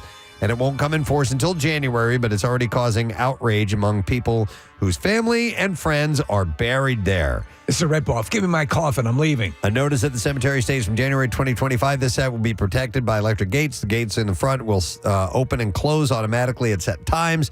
Entrance to the cemetery will be via a VIP pass, making the site secure for our staff, family, and visitors. Can you imagine being ticketed going into a online to go see your deceased relatives? Dearly departed. Yeah. Cemetery Hey, owner Grandma, I had to pay to get in today. Jason Taft, who has spent $8,000 on increased security, claims the information on the signs is wrong. Instead, he said normal access to the graves between 9 a.m. and 5 p.m. in winter until 7 p.m. in summer. But you still have to get passes outside. Let me ask you, do they provide bottle service? Yeah, maybe they do. Yeah, there's a little velvet rope thing to the VIP area. You get champagne delivered to Plot 23. It's possible. In India, Rohitesh Kumar, a 25-year-old deaf and mute man, had been declared dead, but then magically came back to life when about to be burned on a funeral Oh, my pyre. God. Yes. Kumar was admitted to an emergency. I smell gas. It was emergency room after an epileptic fit, his condition worsened to the point where doctors declared him dead, but didn't do a post-mortem to determine the cause of death. Kumar's body was then sent to a mortuary, where it was placed on a pyre to be burned in accordance with Hindu rites. Moments before the first fire was stoked, however, witnesses saw Kumar moving, proving that he clearly was not dead. Hold it with that lighter for a second. The 3 doctors involved have since been suspended for only doing the postmortem on paper. You okay, buddy? Wow, that dude dodged a bullet. A Davenport, Florida man, Michael Konya, accidentally shot himself in the leg, leading to his arrest on firearm possession charges and an outstanding warrant. Initially, Konya claimed an unknown assailant shot him for no reason while he was just out walking. Yeah, he came in, he had like a ski mask on and everything. But deputies quickly determined that he was lying after interviewing I did it. witnesses and reviewing evidence. I'm so stupid. Following treatment at a local hospital, Konya, I made it up. a convicted felon with 6 prior felony convictions. Oh, boy. You can see why he's trying to lie. Was taken to the county jail and charged with illegal firearm possession and held on a warrant from Georgia.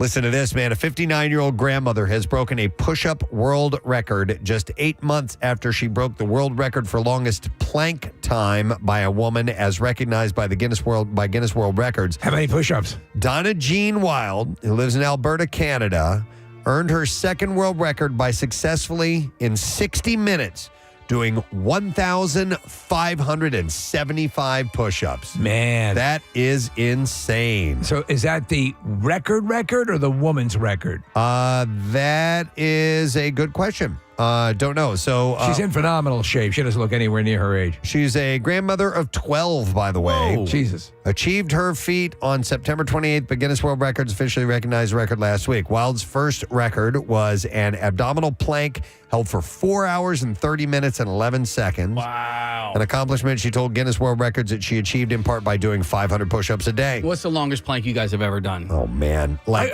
8 minutes. Yeah, I think I topped out at just over 5. You know my push-up thing. I did a couple of 500 push-ups, and I took little mini breaks. But I told you the next day, I wanted to die. Yeah. When you do push-ups on camera for people to watch, just be prepared for the critics, because who probably aren't doing push-ups. They're going to talk about her form. Well, she's fine. She's not going down that far. Blah blah blah. So this is how. There are requirements. I have it here. So she said, I had to fight back the happy tears and emotions and keep going. I still feel quite strong, and I was aiming for a high number of push-ups to complete in the next 17 minutes. 11 of Wild's 12 grandchildren were on hand to witness her break the world record again and help by counting down her sets. The push for a new record didn't come without its challenges, though. Wild needed to do the push-ups with a 90-degree elbow flex at the bottom of each push-up, and also needed to fully extend her arm coming up. So those were the requirements. Okay. All right. During the hour, Wild's shoulder even dislocated. Wow. But popped back in.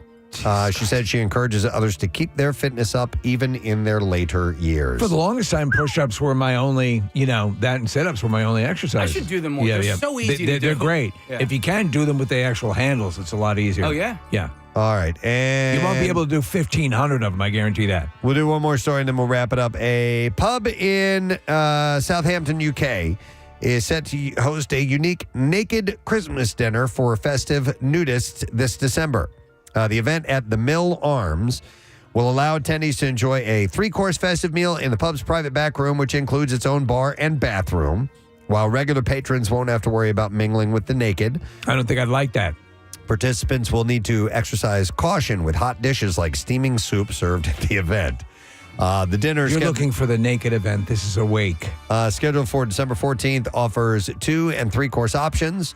The organizer said this is a fully self-contained area, so it will be possible to be naked throughout the entire event. And it said that vegetarian, vegan, and gluten-free options will be available, making the dinner inclusive for all dietary needs. So if you need to be naked... Will there be vegan food at this naked thing? And you want to have a Christmas meal, then you're going to have to go to England to do it. And there you go. That is what I have in the bizarre file for you this morning. All right, we'll take a quick break. We'll come back in just a moment or two. When we return, I'm going to tell you about a Christmas Miracle Miller Lite event coming up where you can win tickets to possibly join us in Phoenixville on the 19th for that. We'll be back in just a second. Stay with us. Preston and Steve. Yeah, sorry. No. And as soon as it's over, you're like, when's the next one coming out? Like, after the first day it comes out, you watch the whole season, and then you want to know when there's more. And you'll see, you'll see as you watch this season. I mean, the problem is, I agree. I wish we could bring them out to you every couple months, But the problem is, and especially when you watch this season, if you really just watch each episode and you see the camera work, the story work, the production design, every single one of them is an hour-long movie. That's been true of the whole series. 8 of them. Yeah. But eight movies in a year and a half is pretty good, compared to Well, let me ask you, going to your film work, which you love, and Casey brought up Black Mass, and you've worked on the other side of the table from Johnny Depp, as menacing a Whitey Bulger as you could possibly imagine. And I was reading an interview with you where you say the performance it really works like when you legitimately, if you're supposed to hate somebody, if you actually sort of legitimately hate the person in that scene, that you can tell when someone's going, I'm going to pretend I hate you. So when Johnny Depp is looking across at you and he's delivering the secret recipe sequence, are you kind of getting unnerved by that? Yeah. I mean, there's very personal work going on. I'm terrified of Johnny Depp. I mean, who isn't? So yeah, I mean, it's a funny thing. You meet people and you work with them almost immediately. That was Johnny and me. We just met that day and we just had that scene. But no kidding. That was your first scene with him that day? Yeah, and that was actually my first scene in the movie. Wow. You sit down with a person, and so what I try to do is just get very personal with them early on. You know what I mean? Yeah. You try to really see what you get from this human being, and then what you can use. It's almost like you're there with another chef, and you guys just have ingredients spilled out, and you're like, okay, what am I going to use from you? You have this set of ingredients, I have this set of ingredients. What can we? And I mean, I do feel like the thing about acting is that when it's, and look, I do it sometimes, and sometimes I get scared of doing it, but when you bleed, other people feel it more, I think. Right. Ernest Hemingway has this great quote where he's like, writing is easy. You just sit at the typewriter and bleed. And it's true. When you actually are in the room, if you actually are hurt by someone, it registers as differently, viscerally, than if you're just sort of pretending. Right. And I think in that scene you had soy sauce and garlic ingredients you had, right? Oh, man, you found out. I spilled the secret. Can I ask you a question? Because real quick, I just want to reset. It's David Harbour, if you're just tuning in. Stranger Things Season 3 coming up on Netflix July 4th. With that particular movie, listen, you've been an actor for a long time. That's what you majored in college. You get into it because you love it. I assume that you didn't get into what you're doing now to receive awards and all that sort of stuff. However, with that movie, I felt like Johnny Depp should have at least been nominated for Best Actor in every single award show, and he wasn't. Yeah, I mean, that stuff's all political, you know. Okay. You can see there are signs, and it's always been the case. For example, I always point to the fact that Paul Newman should have won for The Verdict, and they gave it to him for The Color of Money. Yeah, I know exactly. Yeah, and it's like, well, we screwed up, so here you go. So that's. I think it's Pacino too, right? Like he was nominated, The Godfather, Godfather 2, like all these movies, and then they give it to him for A Scent of a Woman, which is like, okay. But like, it's no Dog Day Afternoon. Like, come on, like. No, you're right. You're Attica. It was just on the other night. It holds up. It's still great. David, I wanted to go back to the kids on the set on Stranger Things. You're watching these kids grow up. They're great actors, yet they are they're going up into this world of a career. I'm wondering if you're just letting them do that, or do you occasionally have a little bit of advice you try to, by osmosis, kind of give to them? Are you a parent? I am. Yeah, I have 3. Yeah. One of his sons is right behind us. Yeah. Oh, really? Yep. Mm-hmm. Hey, do you listen to your dad? Oh, yeah. Yeah, whatever. Because you're in the room. Yeah, I know. No, it's like, of course, like, whatever. I mean, I actually don't have kids, so I have 6, or 7 if you include Joe Keery. But like little kids who I like adore and love, and of course I'm protective over them, and I want them. And I mean, it is a hard road, and especially nowadays with all the interaction with fans and stuff like that, and the fact that, there's a fickle light of fame and of people that like you. I mean, I look at professional sports players, and like, you have a bad season, and you got people in the stands going like, "You're a bum," and we have the same thing now because of social media. Exactly, you're just eviscerated. That's the thing, and I feel for these kids to be thrust in the limelight so quickly, and to be, they are beloved. And look, I hope that they never have a day of not being beloved. But I will say I don't think that's the case. I don't think that's possible for any human being. I mean, we go up and down. The world loves you. They hate you. I mean, it's just the nature of fortune, right? It's like a fickle wheel. It just spins. It just spins. But you feel the hate more than you do the love for some reason. Absolutely. It's so true, right? Yeah. I mean, you have to learn, though, my dad years ago he would say, always consider the source. Always consider the source. And when you do that, it helps mitigate and tamp down that stuff. But it's hard, though, because you get into this because as you said, you go to the hairdresser. How am I doing? And you don't want to hear you're not. It doesn't look like it's going well. And you think that I think because we're on TV or whatever it is, like. I think it too. I mean, I've written things about people on Twitter, like celebrities and stuff. And you think that like those people are immune because they are so like, and then you're just like, no, like I'm just a human being like anybody else. So if you come up and say like, you're the worst, like, it hurts. I mean, you're like, I am. Yeah, I am the worst. But it is true. Like the amount you can just rack up love, and it just scroll through that. Or but the minute somebody goes like, I don't know, you're like your hairdresser. What? Yeah, exactly. Well, like I tweeted out, OJ's on Twitter now, and I tweeted out. I did bring up the double murder thing, but I said he looked good. So I tried to. Okay. I still, even with OJ, I tried to do that. Going back to Stranger Things, I love the concept of the town of Hawkins. It's very Stephen King-esque, like Castle Rock, where there's just this area that's concentrated. Weird things are happening all the time. You've also got this cast that's growing up. This could go on for quite a while. And only you and the guy, the people that are writing this show know whether it's a definitive end at the end of season 3. We don't know, but this train could keep riding for a while, couldn't it? Yeah. All right. All right. Like a shaky witness, I'm gonna reach for the glass. We know take a sip of coffee. We know you got to run. Real quick question about Black Widow. You were indeed filming that. No. Yes. I mean, I don't know if I'm filming right now. Right. But yes.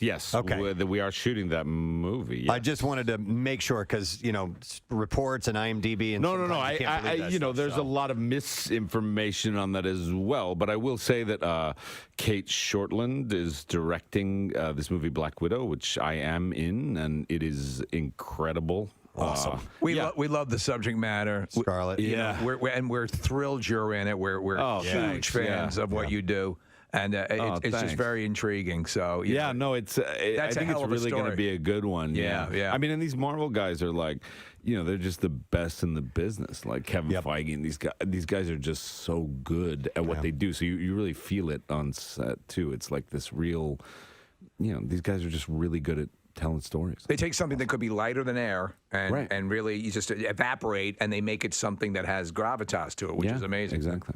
Stranger Things Season 3 is on Netflix July 4th. Dude, I'm really happy that you're like a super nice guy. Oh, thanks. It's always nice to find out. Nice to talk to you guys. Thank you. We appreciate and it. Enjoy the season. It's really, and I don't say this, I mean, I'm stand behind the hype. It's like, it's going to take your breath away. Love it. Excellent. All right, let's hear it for David Harbour, guys. Thank you.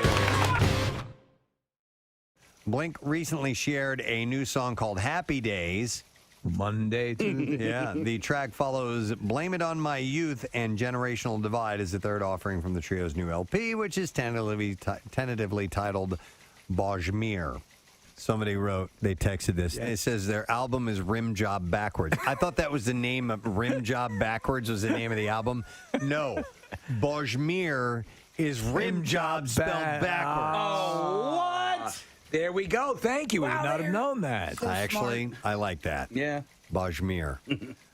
Or you can name an album Rim Job Backwards. Would it sound that way if you took... I doubt it. Reversed it? I don't think it would. Let's all try it. We could. Yes. So just say clearly, say rim job. Can you record it and play backwards or no? Yes, I can. Okay, say when. Go ahead. When? Rim job. All right. Okay, so Casey will record that. All right. Reverse it, and we'll see what that sounds like. All right. Okay, say when. Go ahead. When? Rim job. All right, you ready? Yep. Bajmir. Yeah. Bajmir. Yeah. Bajmir. There's a little in there, but Bajmir. Now let me say that forward. And see if it... Okay. Yeah. All right. Okay, ready? Yep. Bajmir. Okay. Okay, let's try that. See if it comes back as Try that. Go here and... Rim job. We're scientists. Rim job. Do it again. You can even do it better. Rim job. Rim job. We are ready to transmit. Bajmir. Rim job. The aliens are about to transmit a message. Rim job. Play it again, Casey. Rim job. Wow. You really got that in there. I love our And now the envoy from Neptune is about to speak. Rim job. Rim job. Rim job. Rim job. It's like you've just met in the jungle. Rim job. Rim job. That's my favorite one. Rim job. It's a Rim greeting. job. Rim job. You like rim job. Rim. Rim job. Rim. Why did that... I don't know why it's stopping. Me? Neither. Rim job. Rouge job. You tongue to cream butthole. At the end, I go, rim job. Yeah, of course. Wouldn't you? Yeah. It's definitely Rim enough job. That's the natural gagging. Rim job. Job. Someone wants to point out that we've won awards. Yes. Yes, we have. I know. True. That doesn't mean they can't rescind them. Yeah. What? Do you get the spicy chicken at the Chick-fil-A, or do you just get the regular chicken? I have gotten the spicy before. I think I'm just a spicy chicken guy. Like there. Oh dear God, I'm just a spicy chicken guy. Are you coming out right now? I'm coming out. I mean, Pride Month ended Mom, yesterday. can we Did it end talk? yesterday? Yeah. Yeah, June. June. All right, anyway, I was just joking. Go I'm a ahead. spicy chicken guy. Oh, no. But I just wanted to let this be known that Wendy's has, Well, I'll always love you. has the spicy chicken nuggets are back. So That was, yes, I did see that announcement they made. So you wanted to get the word out? I just want to get the word out. Want to let people know it's usually like $6 for $1. Yeah. I heard.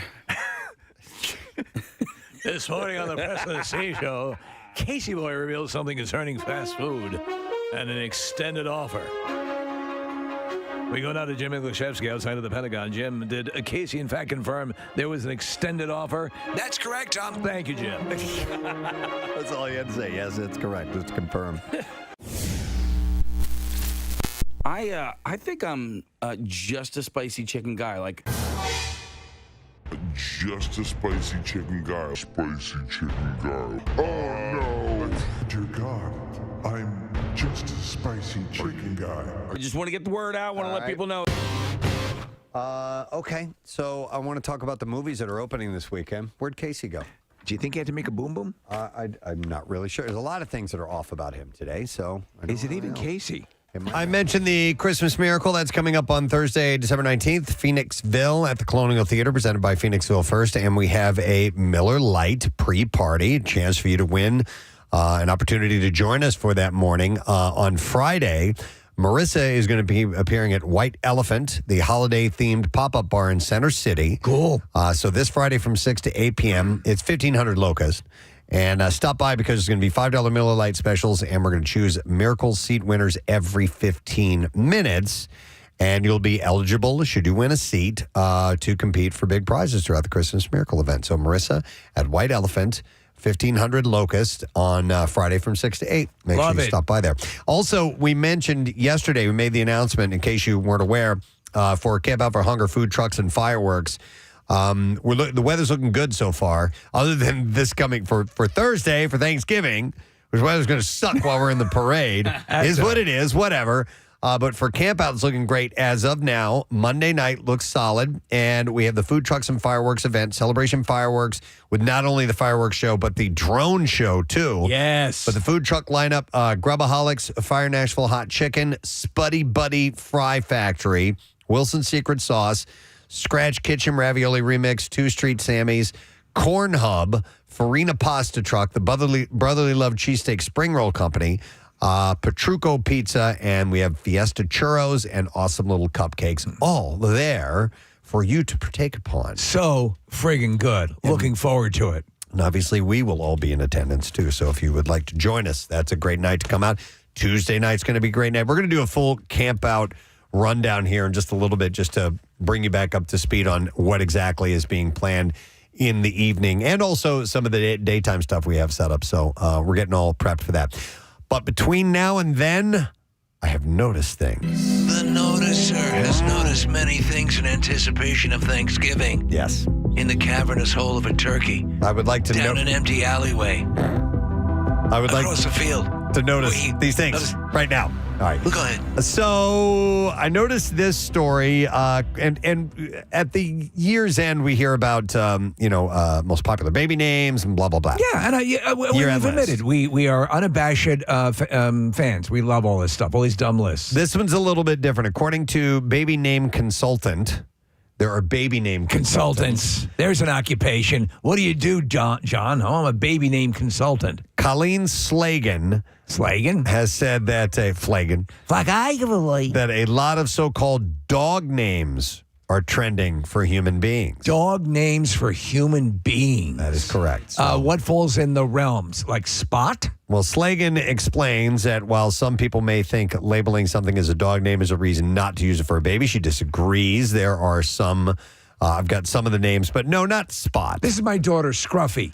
And by the way, do people name their dogs Spot and Rover anymore? I think they're so that's way standard. Outdated. They're almost kitschy if you name them that name now. No, but cutesy names. Okay. Like Charlie, Daisy, Sophie, Ruby, Sadie, and Archie. Or things that end in E, I guess. Those are all fine. Charlie, Daisy, Sophie, Ruby, Sadie, Archie, Johnny, Mikey, Donnie, whatever it is. Rocky, Ricky, Danny, Terry, Mikey, Davey, Timmy, Tommy, Joey, Robbie, Johnny, and Brian. He named the whole litter. What's Sadie short for? Mercedes? Oh, that's a good question. I always like that name. I do like that name, Sadie, but I'm curious if that is short for Mercedes. Because Mercedes was a name before it was a car, right? I mean, that's first it was a stripper, and then it was a car. A car. And then it became a stripper again. Same with Porsche. It's a pet name for Sarah. Oh. Sarah is a Hebrew girl's name meaning woman of high rank or princess in the Bible, and Sarah is the wife of Abraham, blah, blah, blah. So I guess it's an Americanized nickname for the Hebrew name Sarah. Who's our girl from Stranger Things? Sadie.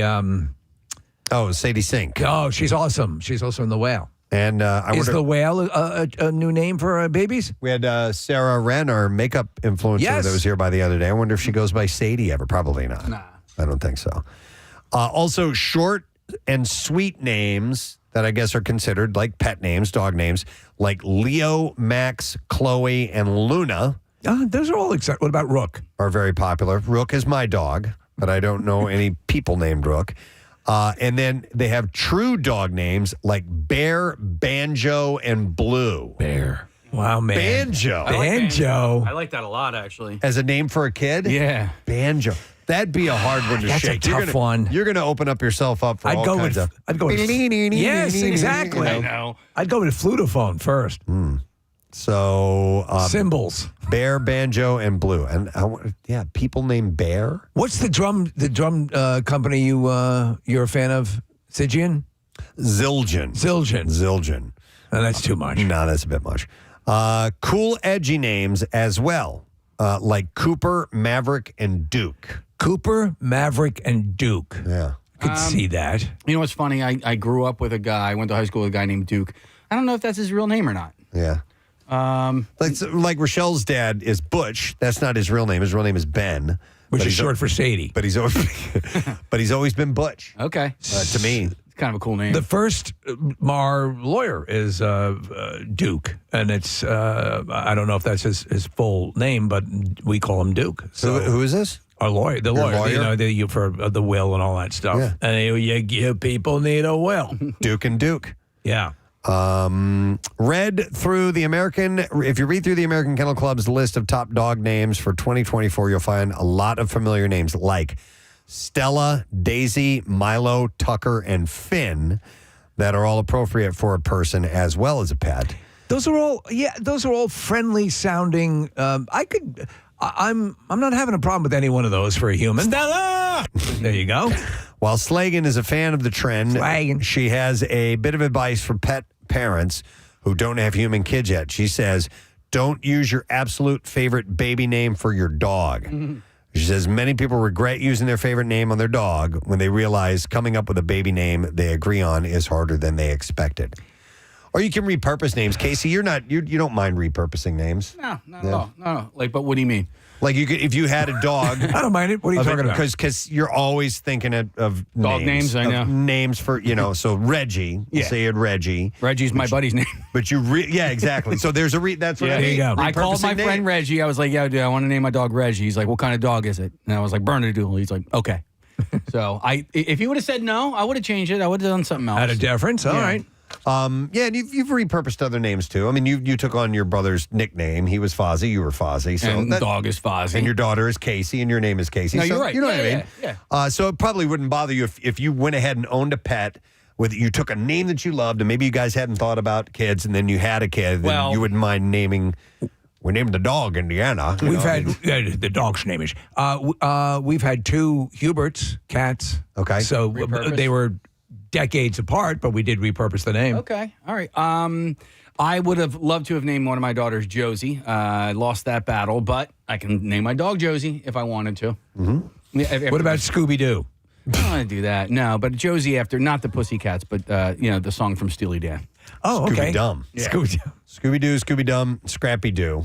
Scrappy-Doo is a good name. Were there any other ones? Yeah, there was a chick one. Was there? There was a chick. Hordew. Yeah. What? Hordew. Hordew. Might have been like Scooby D or something like that. I think there was a Scooby D. I don't know. Was there? I missed out on all these sub Scoobies. Adult Scooby Doo. No, that's a costume. Yeah, there you go. Scooby D. Ah, very very cute, very feminine. With eyelashes. Yeah, absolutely nice. Yeah. I mean, as far as white dogs go in cartoon form, yeah. I'd chuckle Hottest one. dog, hottest cartoon dog. Oh, man. Hottest cartoon dog? Yeah. Did Pluto have a girlfriend? Cartoon dog. There's no hot cartoon dogs. Oh, what about Scooby-D? I mean, she's pretty hot. Well, how about Lady? She was cute. Oh, she Yeah, was. Lady and the Tramp. Yeah. She was a Cocker Spaniel, I believe. Yeah. Right on, man. There you go, man. You know what I'm saying? She's got it right there in the name. Yeah. I Hottest. can't believe I'm actually You're going to be a thinking regular right now. Saturday night dog. All right. There's a category, as of course there is. Hot Hot female cartoon dogs. Oh, yeah. Cartoon dogs. Yeah, Oh, Pornhub? my God. Yeah, Lady Doug is on there. There's, I think, one of the dogs from All Dogs Go to Heaven. I don't recognize most of those dogs. Yeah. Oh, there's Perdita from 101 Dalmatians. You know Yeah. what? She was fetching. elegant, man. Yeah. She had something. She had a come hitherto look. She's fetching and could fetch. Perdita? Yeah. I don't remember. The only reason I know that is that my ex-wife had a dog named Perdita, and she was a Dalmatian named after that dog. That'd be a good Quizzo game Yeah. question. So, all right, anyhow, we could sit here We and go got to on the for bottom of dogs sure. that we would like. Animated dogs we'd like to hump. Hot cartoon dogs, but only missionary position. Only missionary. Only. Because Okay. they'd be expecting doggy style. Yeah. All right. I noticed something else. Thank you. This went off the rails. Yeah, I did. Kathy's not here. All right. She would have been the first one to bring up. Which cartoon dog would you love to hump? Gifts are being delivered every day at homes across the country, making this the busiest time of year for one group, and that's Porch Pirates. I was talking to my son. My son was actually awake when I left for work this morning. Parker, who works for third-party Amazon delivery. Clocking major hours. He said yesterday was insane. No doubt. I always think of him when and I always, one thing, by the way, I recommend, if you're very happy with your, and I try to do it as often because we do to get a lot of stuff from Amazon, give them you have the ability to rate their delivery. Okay. And it does reflect well on them, does it not? If you I guess so. Right, because you go the extra mile above and beyond. If they're being very careful with your deliveries and everything, it helps. I assume they're reviewed, and I assume those reviews benefit them. Now, I've never done a review, but Alexa will ask if you want to thank your driver. I do that and as well. I do that. Yeah. But where do you do the? So when you receive it on your Amazon app, and you track your package, how was it? I don't do that. You click on your email, the alert. How was it? It was great, and then you can go above and beyond. Let your driver know that you appreciate what they do. Yeah, that'd be good. Yeah, that is a good thing. It's to a do. nice thing to do. So, Porch Pirates are quite busy, and it's costing us a fortune, nearly $16 billion in 2023 alone, as far as stolen merchandise. Scumbags. Yeah. And you see, there was a group going through our neighborhood. Now, we have a recessed area that's hard to get to, and we have not had it to the best of my knowledge. But there was this group that would follow the UPS trucks around, and just the second stuff was put up, they'd go up and take it. So SafeWise has just come out with their annual theft report revealing the worst cities for Porch Pirates. New York City is topping the list with around $1 billion in losses and nearly 6 in 10 homes targeted. Philadelphia is in second place. Wow. With over 4 million package theft issues, totaling more than $449 million. Have you guys ever been porch pirated? No, and I was thinking about that, Steve. Like, I don't even know anyone who has, and I know this is a problem, obviously, but I've not encountered anyone who's had this happen to them personally. My neighbor had a brand new Dyson vacuum cleaner. It was dropped off, and then on their security cam, just clipped immediately. Man, and it was just sitting there. Yeah. Now the difference is that, again, like you'll see if you like, I remember walking through Manayunk and people would get deliveries and they would just kind of lean the package against the door right out on the sidewalk. Yeah. It's like you're almost begging for it at that point. Chicago was third, followed by Washington, D.C., so a lot up and down our area. That's also, by the way, where most pirates live. Actual pirates? Yeah, in Wow. New York, Philadelphia, and D.C. Houston, then Atlanta. Charlotte is seventh, followed by Dallas, Fort Worth, Boston, and Cleveland. So the research finds that about a quarter of Americans have had a package stolen from their home, and 4% have had it happen in the last 3 months. Damn. Did you see the guy? They were suggesting it might be a ring. They actually wear clothing that looks similar to UPS and the Postal Service. No. And so they'll be like out in front of an apartment building and they'll kind of hang there with some packages going through them. And then when someone goes through the door, they'll they look like they're authentically supposed to be there. They'll go into the lobby and steal all the packages. Wow. Yeah, it happens to my friends a lot. They live in the city, they live in houses, and especially like if you get a Nike delivery or a Mitchell or Ness, those are always going to be grabbed. A lot of times on like Facebook groups, you'll see. So what'll happen is they'll steal it, they'll open the package, and then as they're walking, and if it's just like contact solution, they'll just drop it on the street. So a lot of times you'll see like, hey, found the solution at 12th and Wharton. You know, did you maybe lose it within a 2-block or 3-block radius? That sucks. Yeah. You know, Foxy Lady Chef, who we've had on, she has a restaurant called Wana Tamale, and that is in South Philly, and they offer to have packages delivered to their place of business because they're all there all day.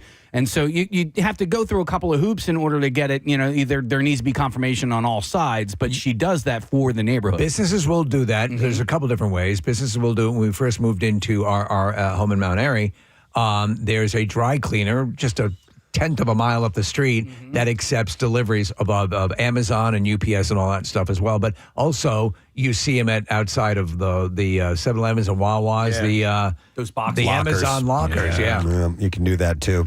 Here's a text that says, somebody says, when I lived in Gloucester City, I couldn't have anything delivered to my house. Every package was stolen. Oh, my God. Every single package was stolen. Wow. When I think, do you do a lot of Amazon ordering? I do a lot. Yeah. Yeah. I mean, and sometimes if it's just something that I think I'm going to forget to go to the store for, I'll just order it in the moment because I'm like, there, it's taken care of. Yeah, I sometimes forget that I have that ability and will run to the store. But I mean, if it's something I don't need right here, right now, then you know, I mean, it's so easy to do. Hang on, I'm going to go to George on the phone. Hi, George. Good morning. What's going on, fellas? Yeah, buddy. All right. So where do you live? I live dead in the middle of South Philly, right by Goretti High School. Okay. And do you have an issue with Porch Pirates?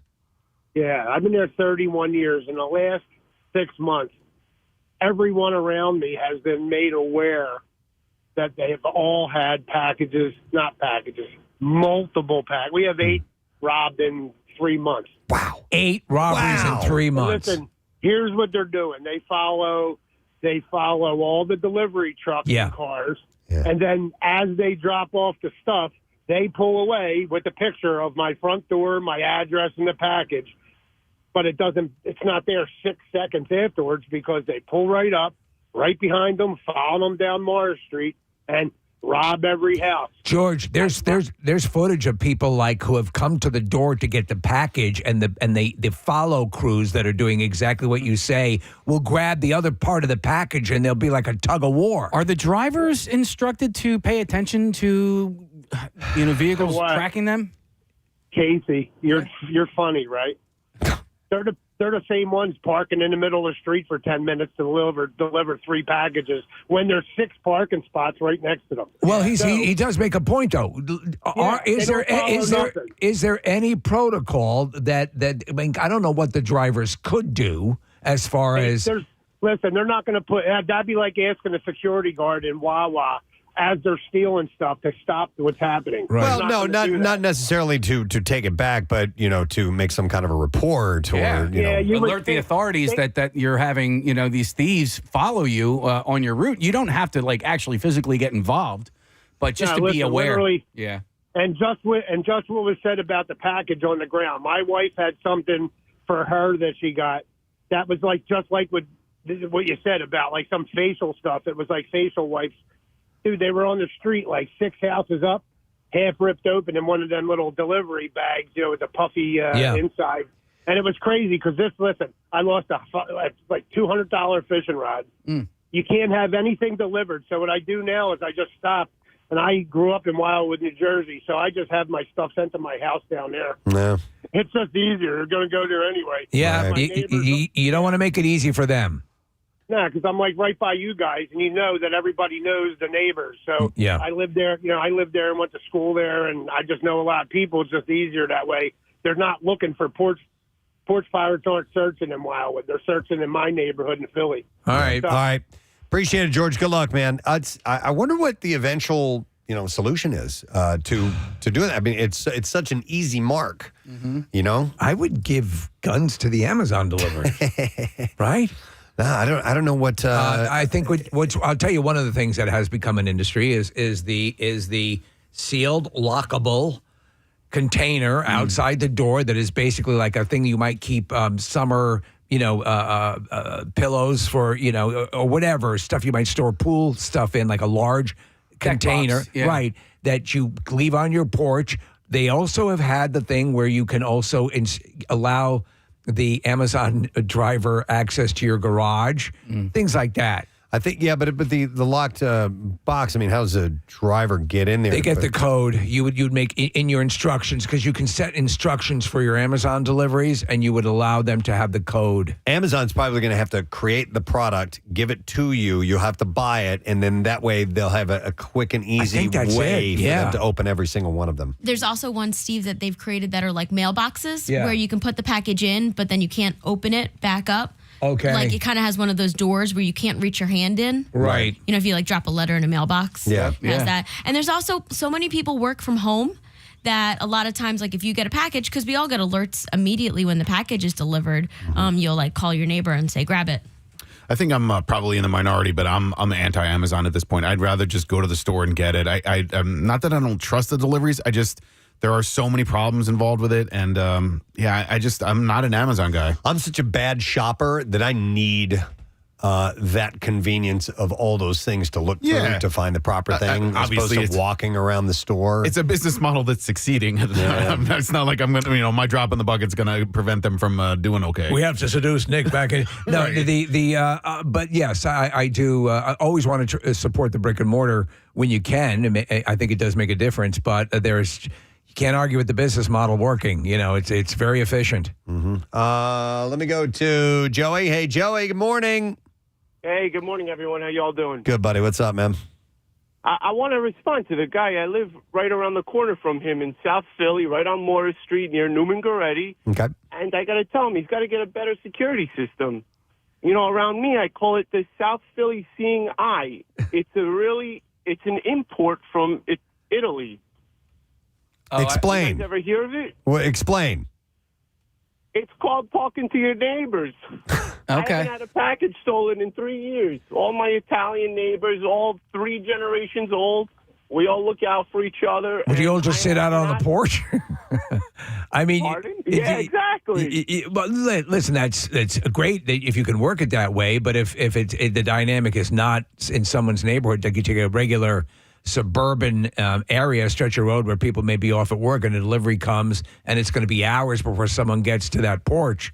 Yeah, no, listen, I have security cameras all around my house and I've helped people, but a lot of times someone who's going to rob something, one of these porch pirates, the cops won't even waste the time to go after them because you're not going to find them, Yep. But I mean, all our neighbors take our packages in for us. We do the same. Oh, I see what you're saying. You can do that. You can have that arrangement. Yeah, That'd be cool. yeah. All right, So Joey. it's kind of all understood. So thank you. You got it, buddy. Take care, man. We'll see you. By the way, here's a odd little text that came in. It says, I banged my Amazon driver more than once. Shh, don't tell anyone. She's hot.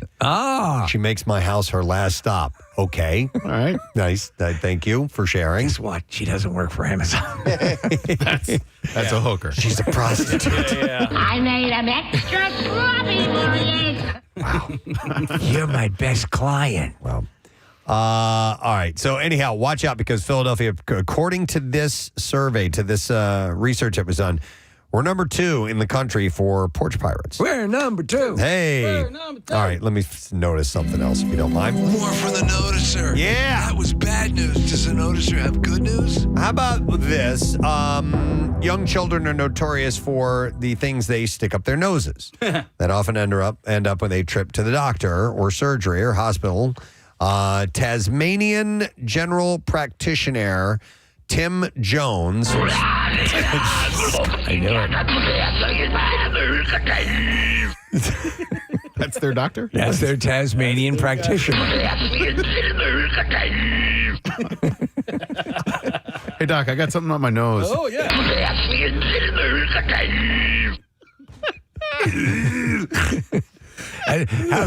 How great was Mel Blanc? Mel Blanc doing that live. Oh. Play it again. Can you take a look at Tasmanian general practitioner Tim Jones recalls removing a pea complete with leaves and roots that had started growing in a 4.5-year-old's nostril. It started growing inside the kid's nose. The problem is common enough that Queensland Children's Hospital has compiled a list of the top 10 things that children shove up their noses that end up in a trip to the facility's emergency department. Since the hospital opened a decade ago, doctors have had to extricate hundreds of items from noses, more than 1,650 of them. Were you a nose shover? Yeah, sure. I wasn't. And I don't remember getting anything stuck up in there. My older brother got a thumbtack stuck up his nose when he was a kid. I don't know if it was one of those push pins or if it was one of the plastic, got a little nipple on it. Yeah. But yeah, so, and I was a baby if I was even born at this point. And I just, heard that, my dad had to softly massage it out of his nose. Wow. Yeah. The top 10 culprits in order from the first to last are beads, Legos, balls, seeds, nuts, toys, buttons, crayons, magnets, and batteries. Yes, Legos and crayons, both. Those are common. Did you ever shove nuts up your nose? Not nut. Well, maybe a peanut. Yeah, somebody I was close with. Didn't Homer didn't he have a crayon shoved up in his brain? Yeah, and once they removed it, he shoved it up further and he got smarter. it was like flowers for Algernon. Yeah. Dr. Johnston, who has worked at the QCH Emergency Hospital Department since soon after it opened in November 2014, said that he often used a tool with a little hook or loop on the end to pull items out of tiny nostrils. See, I'm good, with the ear, like a Q-tip. Going up into the nose, that's, I don't know. Yeah, I'm sure because you're heading into brain territory. I'm sure that I have shoved something up my nose just to fire it out, like a peanut or something like that. I remember shoving grapes up our noses. Doing that. Did you ever do anything like they did in Total Recall, where you had that ungodly thing he pulls out of his nose? That probe? Oh, my God. Which is so that scene. ridiculous. Oh, my God. The thing's the size of a softball. Yeah. 2 weeks. I forgot who it was I was watching. Oh, I think it was Tom. A Matchbox car. I think it was Tom Papa, and he was in his recent special, Casey, because you saw it.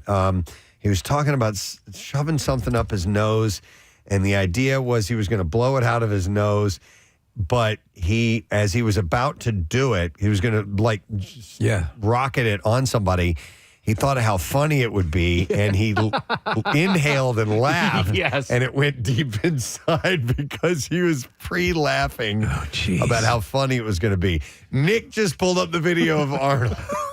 Of Arnold in Total Recall. That looks so real. Pulling that thing out of his nose. At the time, it looked real. It looks stupid now. My buddy in grade school, he could suck up a string through his nostril and then pull that out through his mouth. Wow. And he would do that whole thing. That never would I skeeves do me that. out. So another commonly used technique, besides using the thing with the little hook on the end of it, is called a mother's kiss, where a child's parent essentially performs mouth-to-mouth on them while blocking the nostril that does not contain the foreign object, and sometimes and they just blow straight into their mouth. Like you cover their entire mouth with your mouth, plug up the one nostril, it doesn't have something, and you just like that, and it will shoot it out of the nose. I told you the story, and apparently we found out this is fairly common, where parents sometimes, there was an old GM at a radio station. It's disgusting. Remove snot from their kid's nose. Yeah, By sucking it out. By sucking it out. You have tools for that will do that for you. If you actually do that, there's another tool called a noose. You need to hang yourself because that's horrific. I mean, and God bless you if you're the kind of parent that's that committed to suck the snot out of your kid's nose. Yeah. I think I would skip that. Could you imagine that? No. Would the same work for constipation? No. Spread them. So the doctor said it's certainly very safe to try something like the mother's kiss at home. Mother's kiss. And that could well save them a trip to the hospital. But he said the first rule of pediatric emergency is, though, if you're worried, you should get your child seen. While emergency physicians can remove most objects from small nostrils, they sometimes turn to their ear, nose, and throat specialist colleagues for assistance. This seems like the kind of thing you'd go to one of the walk-in facilities for, right? I mean, this is not a lot.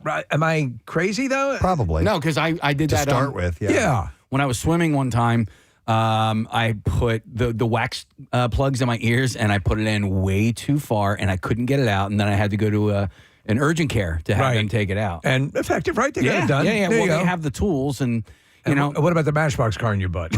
No, I left that there. Here's a text that says, my buddy used to shoot milk out of his eyes. Oh. Can you really do, I guess you Yes, can really you do can. that, right? Yeah. Ugh. That dude that Stern used to have on, Kenneth Keith Kallenbach. Yeah, he used to be able to do that and smoke out of his. Yeah, there's the plumbing in your head, all of these sinuses and everything. Some of them do attach. I remember seeing where a guy could blow stuff out with his ear. Watching video. I'd rather not. Yeah, that's absolutely repulsive. That cannot be good for you. No, we're looking at milk shooting out of the eye. But turn it off.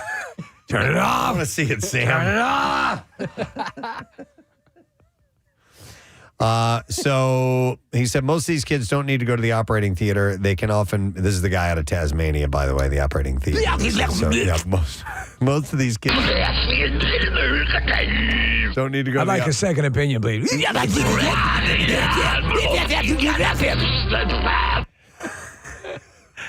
Just consulting. Okay.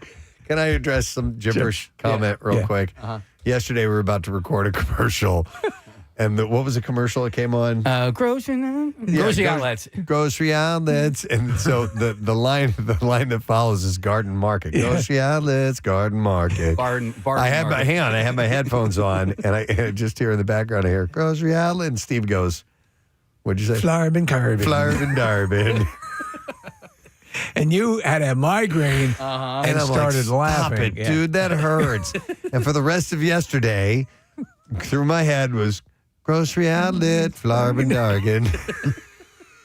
It's dumb. Until I learned what the jingle was, that's how I'd sing it. Flarbin Dargan. Flarbin Dargan. I heard it all day. Thank you very much.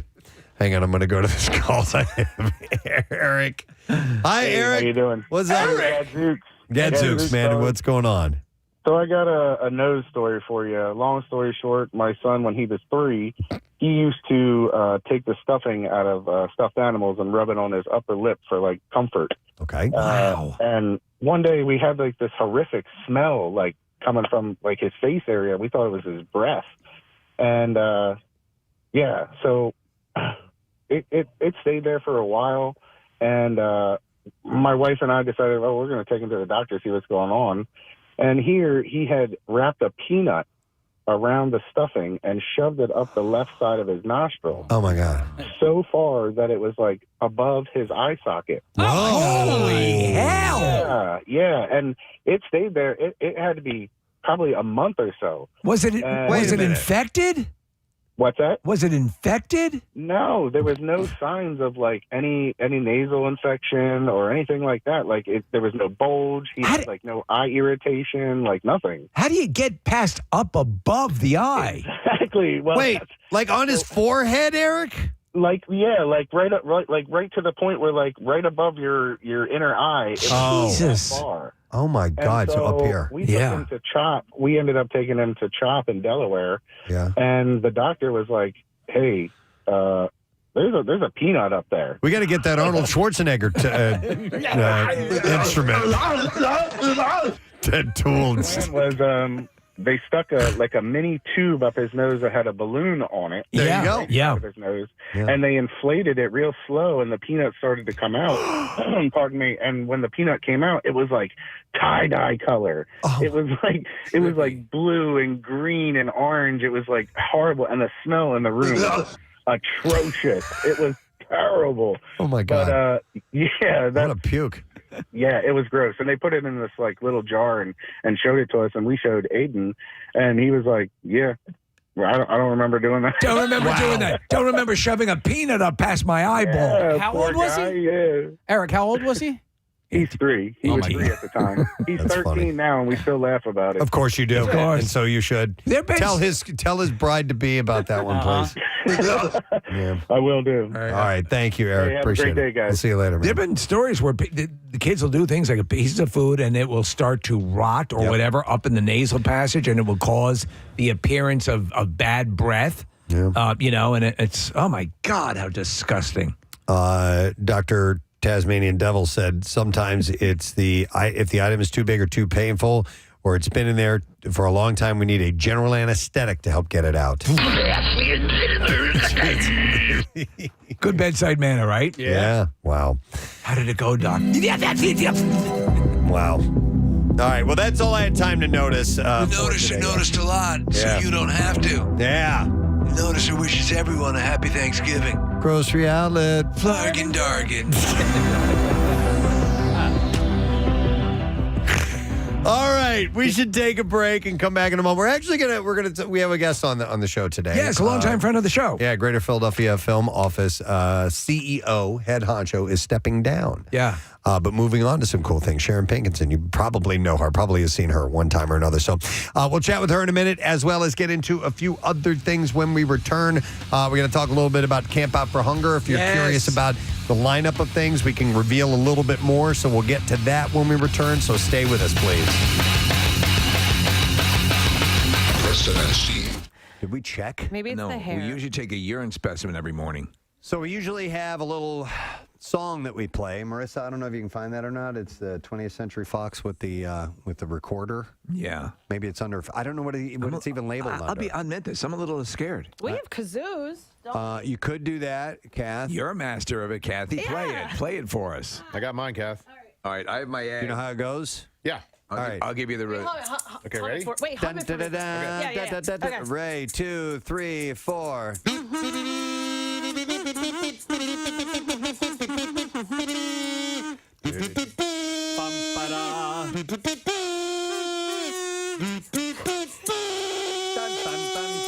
Yeah, ladies and gentlemen. You were way better than me. Thank you. I went for it. That was sensational. A little lightheaded. You know what I realized? You have a recorder. I have a recorder right here. You want to do it again?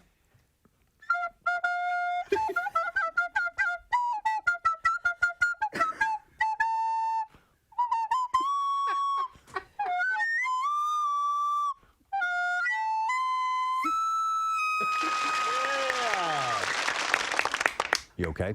I'm better. Okay. Sorry, I don't feel good, guys. Right over here is Jason Kelce. How you doing so far? You enjoying the off season? Yeah, it's good. We just started up again about 2 weeks ago. This week was the first week on the field with the coaches.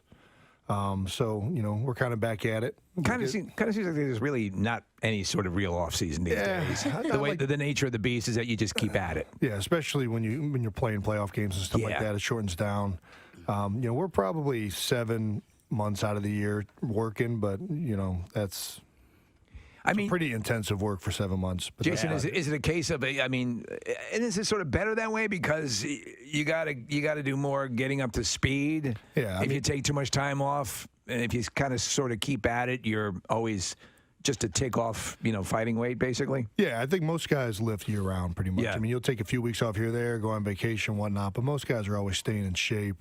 This time of the year is especially important for all the new free agents that we got in, all the guys that are trying to learn the terminology, the new playbooks. Well, your brother's like one of the best tight ends in the league. Yeah. He does a great commercial, by the way. He's tackling an eagle in that commercial, or have we talked about this yet? He's dancing in the commercials, the commercial that I'm talking about, where he's sort of fantasizing and he's doing like an end zone dance, and then you realize that he's like standing in the middle of a store or whatever.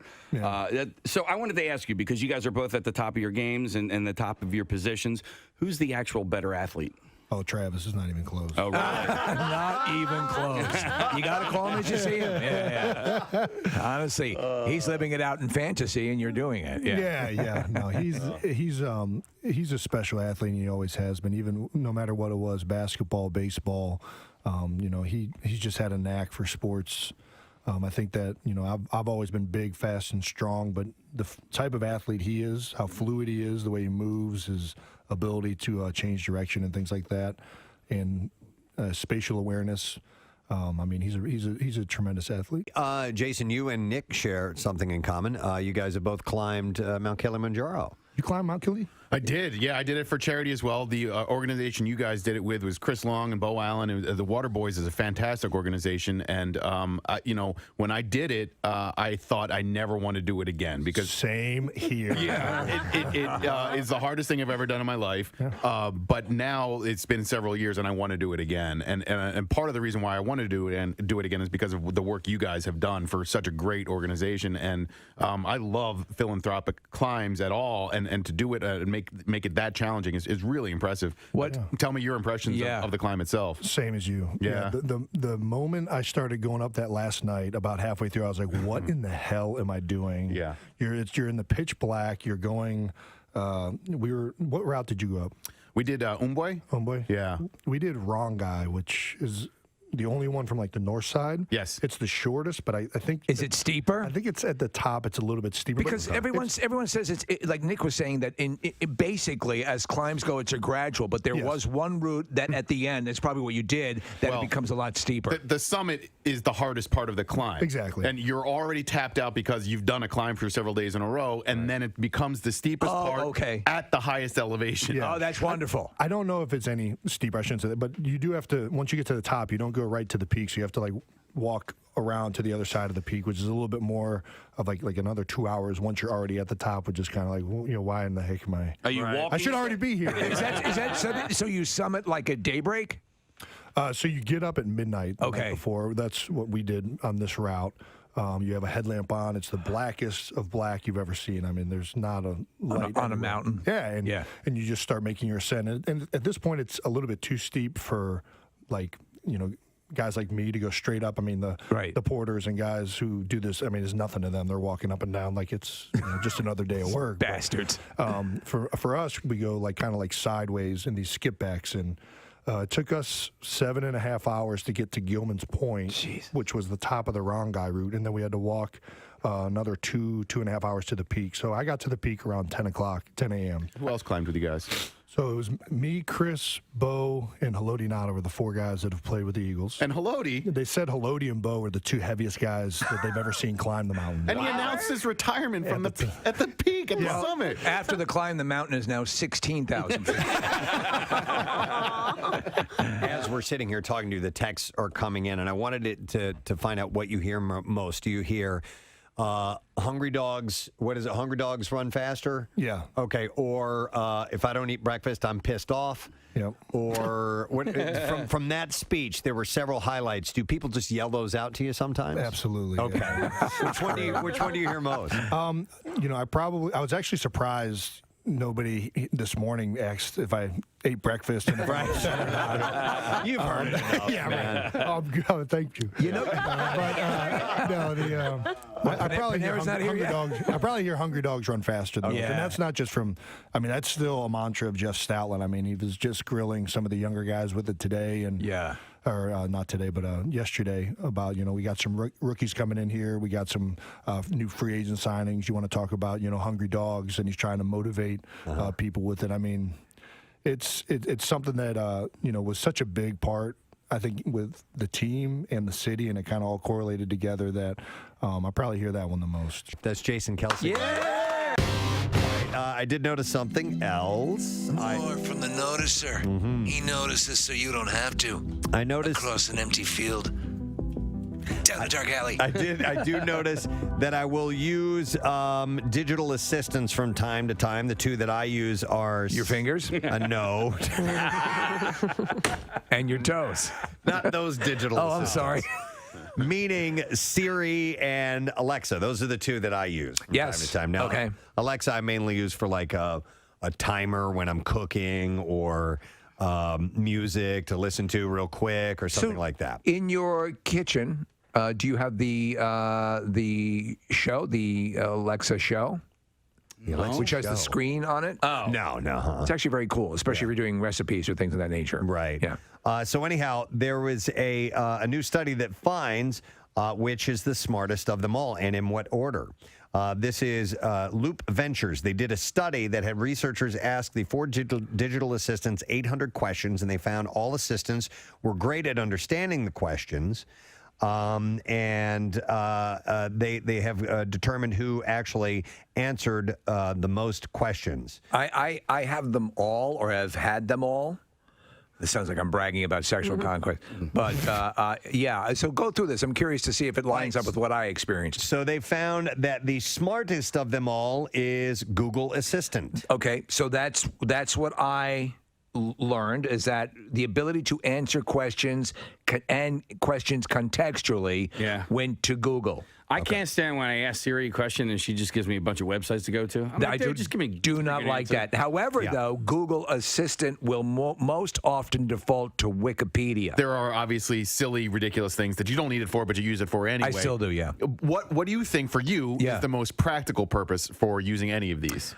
Well, honestly, for when I'm sitting, for example, if I'm sitting and I'm setting up something for the media. You know, I'm watching TV or whatever, and I'm looking down at something, or I need the lights on, or turning lights on and off. Okay. Playing music, playing I think that's the radio. What I would use it for. Playing. I walk into a room. I constantly use it for weather. I constantly use it. I'll get a quick news update. Yep. So I'm interfacing it with that. And if you look at if you find out on your app on your phone. It'll tell you your last 70 requests, and mine are always sort of the same thing. Okay, you know, I mean, it records everything, so you can find out every single request that you've asked. I am using them all the time throughout the day. But you know what? Like, you're busy, Steve. I know somebody, Nick, who can probably come over to your place, who I think is in between gigs right now. Gary Lauer is not doing anything right now. His house is closed. You know what? Honestly, you don't even need an echo. Just have Gary answer. Yeah. It's pretty hot out there. Just have your own Gary. I'll turn it on for you. Lights on. All right. Hey, Gary, lights on. All right, 1 second. There you go. Gary, should I wear a sweater outside? I'll be right back. It's pretty chilly. Lauer. Yeah, Lauer. that's what it would be. Yeah. Hey, Lauer. Because Gary would be too common. Hey, Lauer, play Allman Brothers.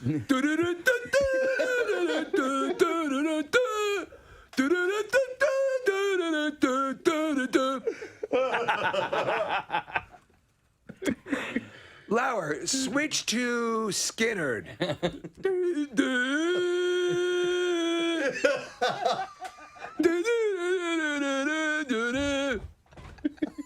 Hey, Lauer. Yes.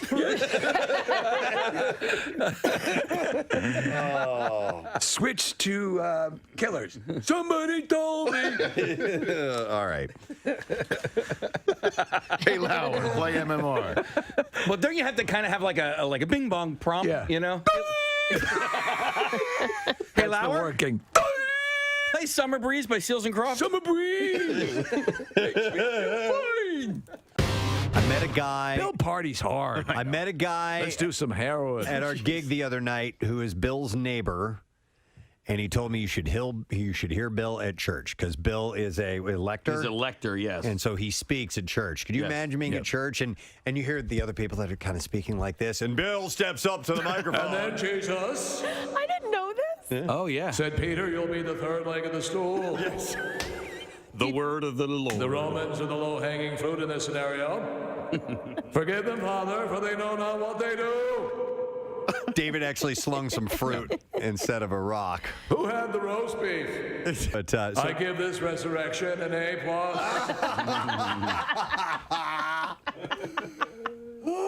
But listen, in my short amount of time that I was going to a Catholic church, my wife is Catholic, and the priest initially spoke at such a level, and you guys know my hearing. Oh, yeah. I sat there. I'm like, what am I even doing here? What is he saying? What is the point of me being Honestly? here? I don't hear anything. You would want a Bill Weston. You'd want someone who projects. Yeah. It was just I'm like, the whole time I'm thinking this is a waste of time. Listen to me, Preston. We've got a priest at our parish that performs each Sunday. Oh, it's about him then, huh? He's very nice. He shakes everybody's hand afterwards, and he's a nice. But it's. I'm going to improve on the word of God. And you want to be able to hear. You can come to my church, Preston. Right. Okay. Does he do close-up magic as well? No, but he's interactive. Yeah, the kids get to come up on. Watch me kick the cap off this block. Now, as Jesus kicked the Canaanites. Steve, he kicks the bottle. He gives the cap off of the wine. Snuffs out the candles. That could work too. Yes. That could work too. I mean, who wouldn't find that entertaining? Kicking a few Eucharists into the mouth. Watch this. When I was on Hold that Eucharist up about just so. You can travel down a street named after you. That's pretty cool. Yeah, it's pretty cool. I think a statue would be more awesome. You like a statue? I think on top of a horse with a raised sword? Yeah, with rearing That's up. Preston Elliott. Yeah, rearing up both of its front hooves in the air. Yes. I'd love to have that. Wait a second. He fought in the Civil War? What does that mean? There's a difference. It doesn't mean anything. It doesn't mean nothing. There was a long-standing myth, at least this is what I've read, that it would depend on if there was one leg raised or two, whether they died in battle or, but... Oh, I heard completely other. Apparently that's I heard gay, not gay. They're gay or not gay. Gay general. Gay general. Oh, she's on one foot. Ladies and gentlemen, this general was gay because both the horses' front hooves are up. I don't think that's accurate. No, trust me. No, it's true. Yeah, I read a book. Yeah. What does it mean when all four hooves are on the ground? Polyamorous. Yeah, exactly. They could anything. Anything goes. They're just looking for love. All right, so they're gonna fix that. By curious.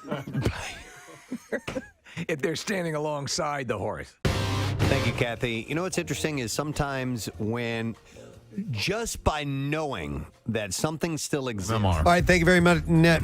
We're going to talk Camp Out for Hunger in just a little bit. But we have a guest we're going to chat with for a moment because, man, it's coming up on very soon. It'll be 25 years. Greater Philadelphia Film Office has been in existence. It was started in 1992. Yeah. It's a nonprofit and helps movies get made in Philadelphia and promotes movies getting made and shows in Philadelphia. And one person started that all those years ago, and she is moving on from the executive director of the whole event. She started it, and you've seen her about. We want to welcome for a chat Sharon Pinson is Hi, everyone. on the program. Hey, Sharon, how you doing? Doing great. Happy to be on with you today. Thank you for inviting me. No problem. Well, you've been a huge part of the film and TV landscape in Philadelphia. You, like I said at the top, you started the Greater Philadelphia Film Office, and are now are moving on. It will still be in existence. Am I correct? Oh, absolutely, absolutely, yes. And what are you? What's leading you to move on to other things now, Sharon? Well, I've made a decision after 32 years at the film office to produce a television series set in Philadelphia in 1972. It's a true story, and I'm just thrilled to have this series to put together. So you're the showrunner and everything? You're doing the whole deal? Well, I have partners. I have incredible partners that I didn't know that reached out to me. So Brad Rubens and Aaron Levinson are my partners, and they wrote this incredible story, and I couldn't help but want to be involved in it. So I am going to be the executive producer about this great story. It's a true story from 1972, and I couldn't resist. That's very cool. Do you have a timeline on when we can expect this to surface for the public?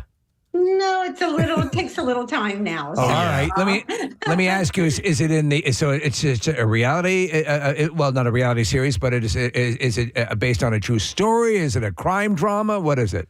It's a crime drama. Okay. It's a true story from 1972. All right. It's amazing story. It's really a true story. It's very exciting. It has to do with the FBI. It has to do with, in the 70s, lots of hippies were getting involved in, crazy things. Right. And Yeah, it's going to be really great. No, I'm looking forward to it. This would happen around the time of The Irishman, right? Around that time. Yeah. All right, cool. By the way, Sharon, for those who don't know it, what exactly is an executive producer's role in the film industry? Because we know what a director does, but when you get into the producing category, it's a little bit, it's not common knowledge. What do executive producers do? Yeah, so we're an executive producer is the person who kind of manages the whole thing. I mean, I'm not a writer. Yeah. I'm not an actor. What I'm going to be really is the executive that is going to try to, first of all, sell the story to Netflix or HBO or somebody that. So my job is really in the business side. Traditionally, yeah, they secure financing. They talk to the possible outlets that'll carry it, and then there's the producer, kind of a little bit more over the artistic thing. But you would have a bit of influence as well. So this is very cool. I wanted to ask you, with the Greater Philadelphia Film Office, tumultuous times in the past couple of years with stuff shut down for COVID, and then the strike, and then there's all these stories coming out about Hollywood and productions fleeing because of the costs and so on and so forth. But yet I'm seeing a little bit more stuff pop up in and around locally. What's the state of the health of the Philadelphia film scene and television scene? Well, I think the entire industry has had a really rough time, starting with COVID and strikes and everything. So I think that this is a perfect opportunity for things to start really get going again in the industry. I think that the industry is interested in new stories. I'm just, we're very excited about it. We don't have any, I'm going out to LA to meet with all of my people out there that I already know and, try to get some interest in it. Sharon, one of the big things I remember in speaking with you about the industry in Pennsylvania specifically were getting tax credits for the industry. That was a big focus of the Greater Philadelphia Film Office. Is that still part of the charge of the group to try and make sure that financially it's easier for products to come into the area, for projects to come into the area? Well, we've had a really rough time in Pennsylvania. In terms of tax credits, neighbor states like New Jersey and Ohio, for example, have just sent their government provided lots and lots of incentive. Of incentives, major incentives, and that we just saw that Governor Shapiro has now increased some amount to help us with the industry in Pennsylvania. So we're optimistic about that. Okay. It makes the most sense because you look at the applications of Philadelphia and the surrounding areas, and I mean, it is an incredibly photogenic area. It is rich with all sorts of environments. We should be one of the top locations. And there was a kind of robust time there for a while, so hopefully we'll return to that. Now, as an executive producer, are you going to make it your mission to follow in the Shyamalan footsteps and keep your productions in Pennsylvania and Philadelphia? I guarantee you I will always be a Philly girl. All right. That's excellent. And you and Knight go way back. You go back to the beginning of his career, don't you? That's very true. Wow. Yes. And so with the show you're talking about, is that a first step in this role as executive producer? You're hoping to branch out and do some other things? One day at a time. Of course, that mini series that highlights the Preston and Steve show, we're looking forward to as well. Yeah, very much so. Very. We keep pushing for it, but no one takes the bait. We'll cast it for you. We'll let you know who should play who. Well, listen, Sharon, when's your last day with the Greater Philadelphia Film Office? The last day of November. Oh my gosh! All right. Rapidly approaching. Who's going to be taking the reins for you? Oh, Erin Wagner and Nicole Shiner. They're going to do a great job. can do everything that I've ever done, and they're going to do a great job. Nicole So, Shiner is the pride of Ursinus College. She and I went to school together. There you and, go. We were both communications majors. We had many, many classes together. Well, look at it. I'm sure that everybody at the film office is listening and watching now. So I'm sending lots of loves to all of them. Very cool. It's always a compliment, too, when it takes two people to replace you when you leave a job. Right? Yeah. All right. You've done awesome. such a great job, Sharon, for the city and bringing attention and spotlighting Philadelphia specifically, Eastern Pennsylvania. It's wonderful. So we wish you nothing but the best, and let us know when your project's coming up. We want to get the word out when you want the word out.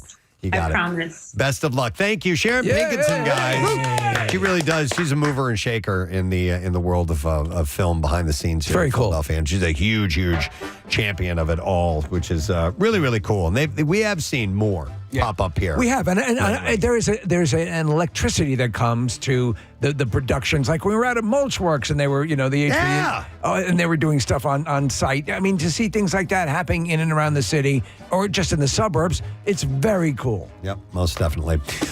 We need to take a moment or two and talk a little bit about Camp Out for Hunger. It is less than a week away now. We're on the precipice. It's all things get really real. But I'll tell you what, and just as we lead into this, as the preamble, Preston, I was talking to Chuck yesterday, out and about over the weekend, and I'm sure you're encountering, I get a lot of people who are excited for the camp out. There's an energy to this camp out that seems to be, and we need it to be this case. We need it to be the biggest one ever, but I'm sensing that people are excited about this. Well, I'm excited about it. Yeah. Yeah, fingers crossed that we get a good response this year.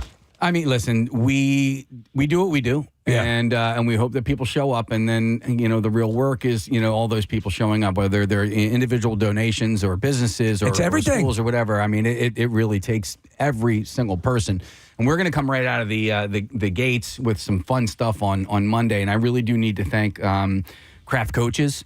So Gary Kraft, who is the owner of Craft Coaches, we put out a call last week because we wanted to have the Upper Darby High School Marching Band come out and perform for us. I mean, they are an award-winning state champion marching band. And they've been in national championships as well. And unfortunately, they work out their budgets, before all this sort of stuff. Down to the dollar. So they didn't have it in their budget to transport the students there. And Craft, they answered the call, and they are picking them up on Monday. Yeah. Man, I used to take those buses when I was in high school, and anytime we would go out of state, there are rules applied where you can't do the regular school buses. So we'd use Craft Coaches, and they would take us, on field trips to Williamsburg, Virginia, and all that kind of stuff. That's really cool to see that they're still active, still around, and now they're going to help us out and help out Camp Out. That's fantastic. Can we walk through a little bit of what's happening each day, morning and evening? Yeah, do you want to go through the calendar? Some of it anyway. I know that Monday morning we have a couple of things planned. We are going to, as Casey said, Upper Darby Upper Darby High School Marching Band. Coming for first time we had a full marching band. I mean, they're bringing the whole band. We're gonna friggin' do it. It's the pit orchestra and everything. Yeah, close to 100. Yeah.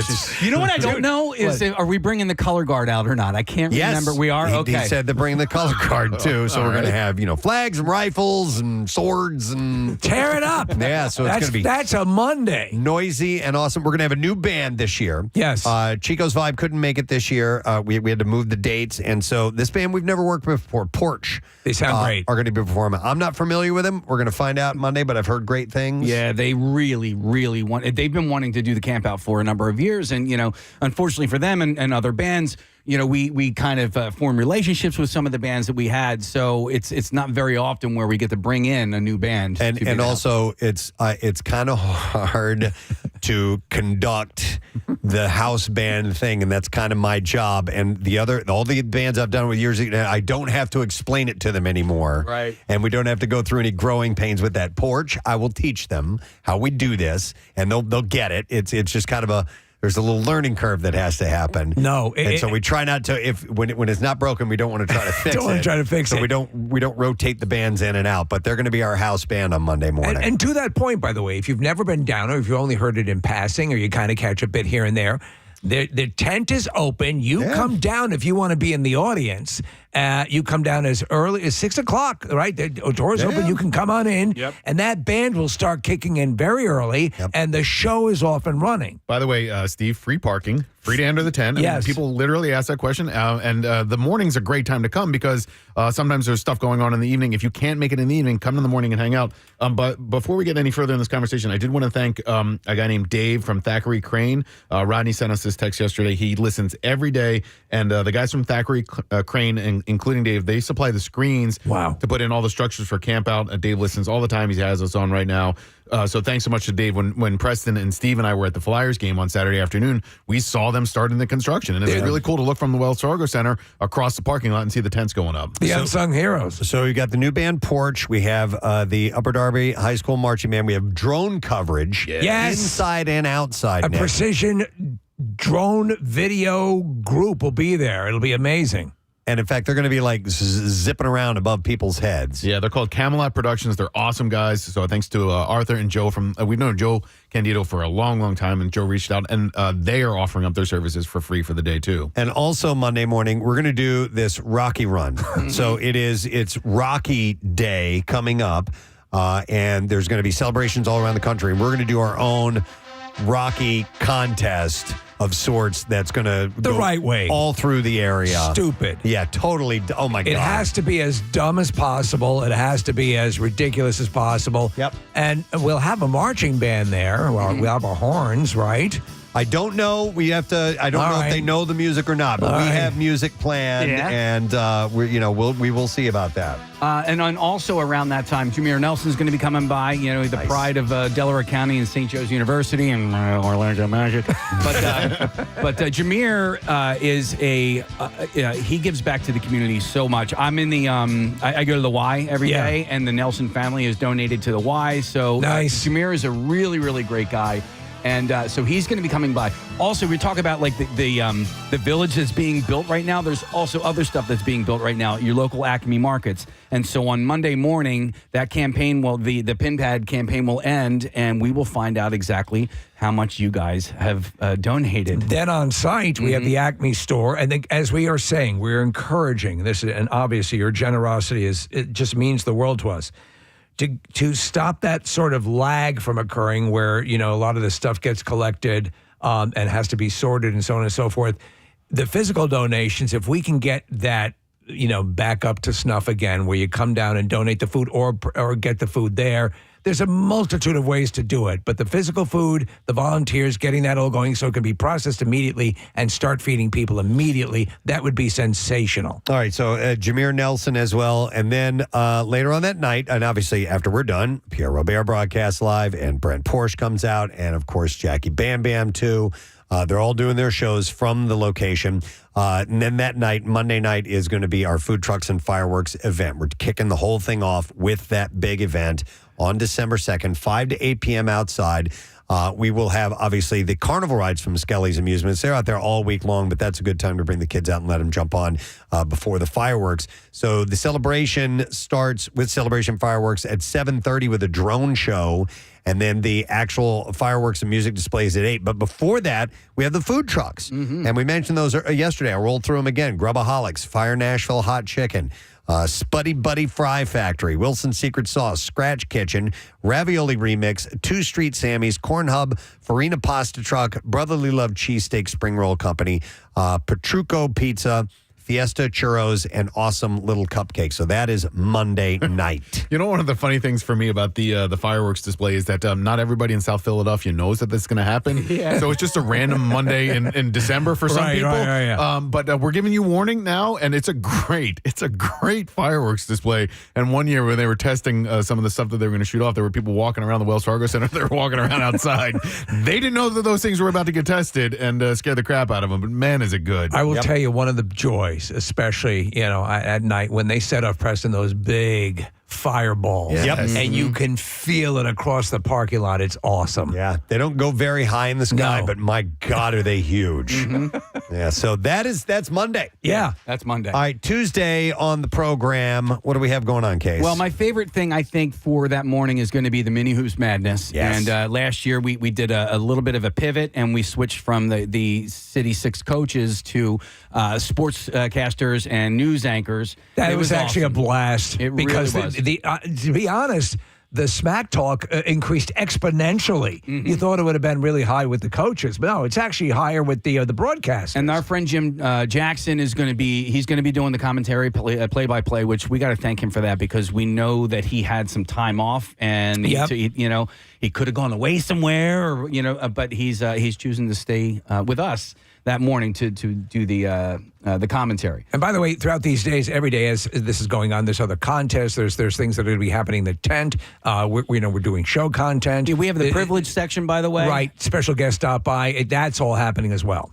Also on Tuesday morning, Gritty's going to stop by. Yeah, there you go. Yeah, so and we're going to shave him, right? If you never know exactly when or where Gritty will be, and you have kids that want to meet Gritty, that's when you want to. What time is he coming by? Do we know? Around 9 o'clock, right? Okay. Nick? Yes, sir. All right, so Gritty's coming by. By the way, real quick with the Mini Hoops Madness, are we waiting to reveal who our competitors No, are? we can say who it is. All right, who's on board? We got Matt O'Donnell from 6ABC. We've got returning champion John Clark. He has to remember to bring his belt. He is also very serious about wanting to repeat as champion. He took it seriously last year. He's taking it again seriously this year. Barkan's going to play as well. Yeah. Pat Gallen, our friend from CBS. Who didn't do so well. No, in front of his own mother. In front of his own mother, who Mom. was smack talking. And then my buddy Jason Martinez from Fox 29 is going to be very nice. Performing? No. Playing. Competing. That's the word I was By the way, looking for. again, to all these days, petting zoo out in the parking lot, the amusement park rides, that's all going on. Well, this is going on as well.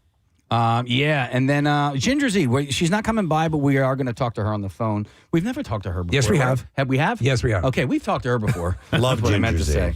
And then you want to talk about Camp Out Unplugged. Thank you very much to our friend Perry Shaw, who created a concert poster for Camp Out Unplugged. Yeah, so that night, Tuesday night, December 3rd, this is the first time we're doing an event like this. We're calling it Camp Out Unplugged, and we've called upon some of our friends to come and perform live a free show just for a food or monetary donation, but by free, I mean you don't need a ticket.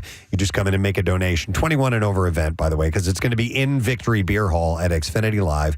We will have performing on stage our good friend Don McCloskey. Love Don and his crew.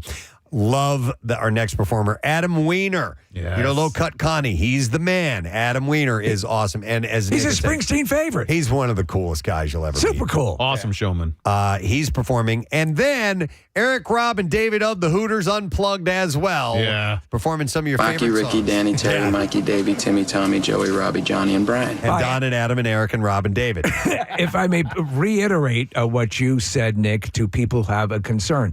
If you're coming down to be part of the camp out and you're coming down for donations, parking is free for you. Yep. So if you're coming down to our events, there'll be other stuff, maybe stuff going on at the complex. I think that night is Mariah Carey. Yeah. But still, you come down and we will have lots set up for you to park, so you'll be good to go. We'll give the specifics as we are closer to the event. Yeah, I was chatting with Rob Hyman of the Hooters yesterday. He's very excited to be back again this year. The Hooters are just such great guys, and they've shown up many times in the past, but he's going to bring his Hooter, the melodica, and he said we might end up doing some holiday jams with Don and Adam, and he says nothing says Christmas like a squeeze box, so he's planning on bringing his they're all such talented musicians, and they love each other. They're like working with one another, so it's going to be a great show, like you said, Preston, for free.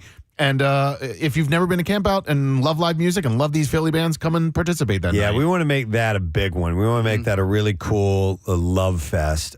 Nobody, we haven't done this before, and we don't know what the turnout's going to be like. Now, hopefully, it won't. You're not like turning people away. Hopefully, we have to, and hopefully, we don't want to. You know what I mean? Yeah. Quick question: do we know the lots or the lots capacity and the lots where we will be parking? There's information up on the website, Steve, and I don't know it specifically off the top of my head. Marissa says thumbs up to the information if you're coming down for that, where you can park for free. It's over by, sorry. Yes, reiterate this all the time. WMMR campout has parking information, has information about all these events, and has a calendar. Everything that you guys are listing right now is listed on there as well, too. Excellent. Nice. WMMR.com/campout. Yeah, because listen, we're throwing out a ton of information for you right now. So some things you might remember and some things you won't. So just go to the website.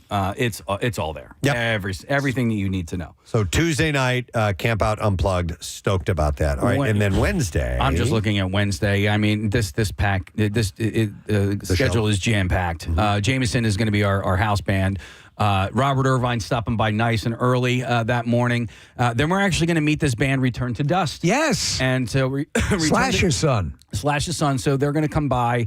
They have a show in the area, I believe, the night before. But they're going to perform first. They're actually going to do like an unplugged performance.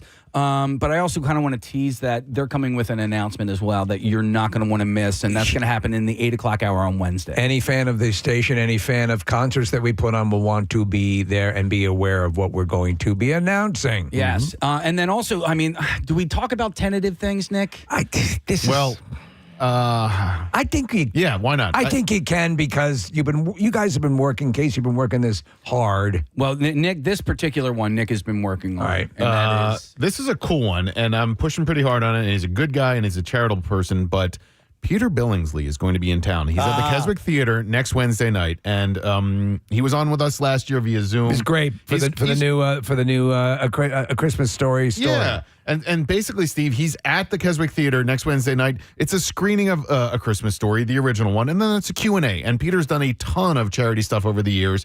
So he knows about Camp Out. He knows everything that it does, everything. So it's all about his schedule. But we're aiming to have him at Camp Out on Wednesday morning. And once we get it confirmed, obviously, I'll let you guys know. But I'm hopeful and I'm optimistic that Peter will be there. Friggin' Ralphie. Yes. For a Christmas charity event would be as good as it gets. There are some people that are going to be in the area that week that we're really trying for. So Mariah Carey's one of them. Kevin Hart is another. Yes. And then another tentative one, but this would be for Thursday, would be Kevin Smith.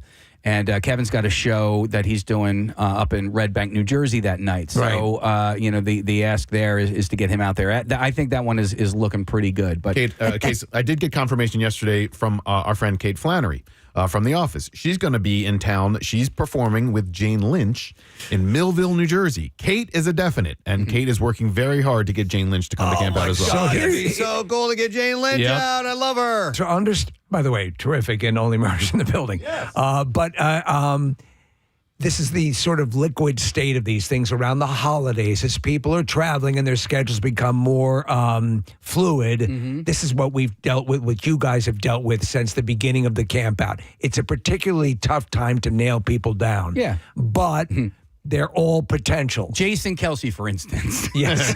He lives in the area. He is in the area, but he's also like a very, very busy guy. So I'll tell you what. Horizon Services gave us these blue blankets. If you get Jason Kelce to come down to the Camp Out for Hunger, I'm going to hook you up. A blue blanket? With a blue blanket from Horizon Services. Okay. All right? Tell Jason he could get his very blue blanket. Own blue blanket. And no one will try to take it away. No one. I think we know how much he loves a blue blanket. We have audio of him with his blue blanket? Yeah, I think so. My blanket, my blue blanket. Give me my blue blanket.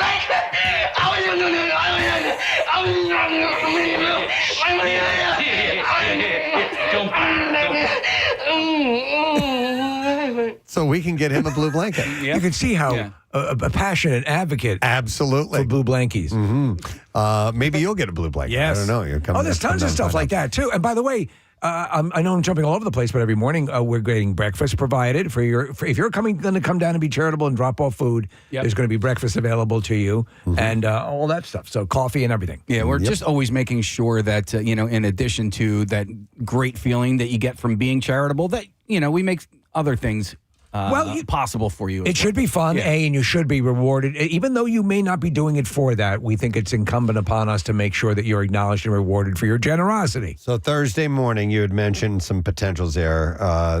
Kevin Smith is a potential. And then we're also going to have some folks from the Philadelphia Flyers stopping by. Nice. We got Joe Watson, Bernie Perrant. We're going to have Nick, can you talk about Dan Hilferty real quick? Dan Hilferty is a really interesting guy. We've never met him before. He's basically the heir apparent to Ed Snyder. And so what Dan Hilferty and John Middleton are doing in South Philadelphia, Dan Hilferty is basically the CEO of Comcast Spectacor, which means, in essence, he runs the Flyers. And their plan for South Philadelphia, Middleton and Hilferty, I am very impressed by. I want to chat with him and learn a little bit more. I mean, it really could shape how the entire area in South Philadelphia looks over the next decade to 15 years. This stuff looks phenomenal. Yeah, and so he's going to stop by. It'll be our first time meeting him, which is really cool. But he's going to bring Keith Jones. Keith Jones is just fantastic. I love what he's doing with the Flyers, and Jonesy likes hanging out with us, which is cool. So Jonesy and Dan Hilferty will be there on Thursday morning. And there's a chance, you guys have hinted at it, that they could be bringing the Pope. So I don't want to go, I mean, they didn't say no. They didn't say no. Right. They haven't been approached with it yet. Yeah. Right. We didn't ask them. Yeah, but that's why they're being mum about But it. they've not said no. Right. Yeah. With that, we have confirmed. Imagine the Pope on the can drop. Oh, my God. The bagels. Yeah. Speaking of can drop, Taryn Hatcher's going to be coming by on Friday, and she wants. She's out for blood. She is out for blood. I think she wants a rematch. She against does. you, right? Yeah, me specifically. She said that she's going to be playing Trivial Pursuit all weekend against her mom in preparation for Can Drop. Oh. Yeah, at Camp Out next week. And Stomp is coming back to town, so we got a nice performance from the folks from Stomp. That's going to be on Friday morning. And, I mean, Well, let's go back to Thursday. Oh, yeah, We're not done there yet. I want Five to take this step by step. Well, no, because we got to go to Thursday night. You're right. My bad. Thursday night is Quizzo night. Yeah. And there is a Flyers suite that's up, fully catered Flyers suite that's up for grabs. And they do it upright. Do you know how many people that's for, Nick? No, Okay. a lot. The team that won last year was able to bring every member of the team and a guest. And I went and joined them in the suite last year, and it was packed, but everybody was having a fantastic time. So it's a great prize. And we're grateful to the Flyers for offering it up. How does one sign up for Quizzo?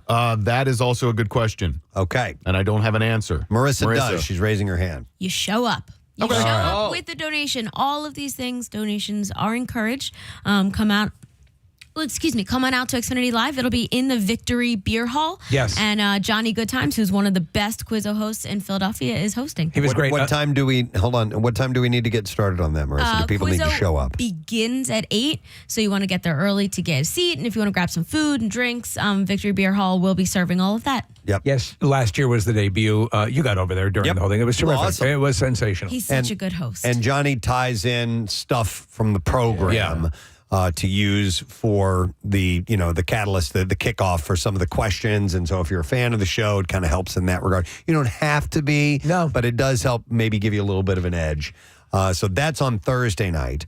And then on Friday, we'll be wrapping up the program and broadcasting live and taking our final donations and meeting with a lot of sponsors. And also, you had said, Casey, who's coming by Friday morning?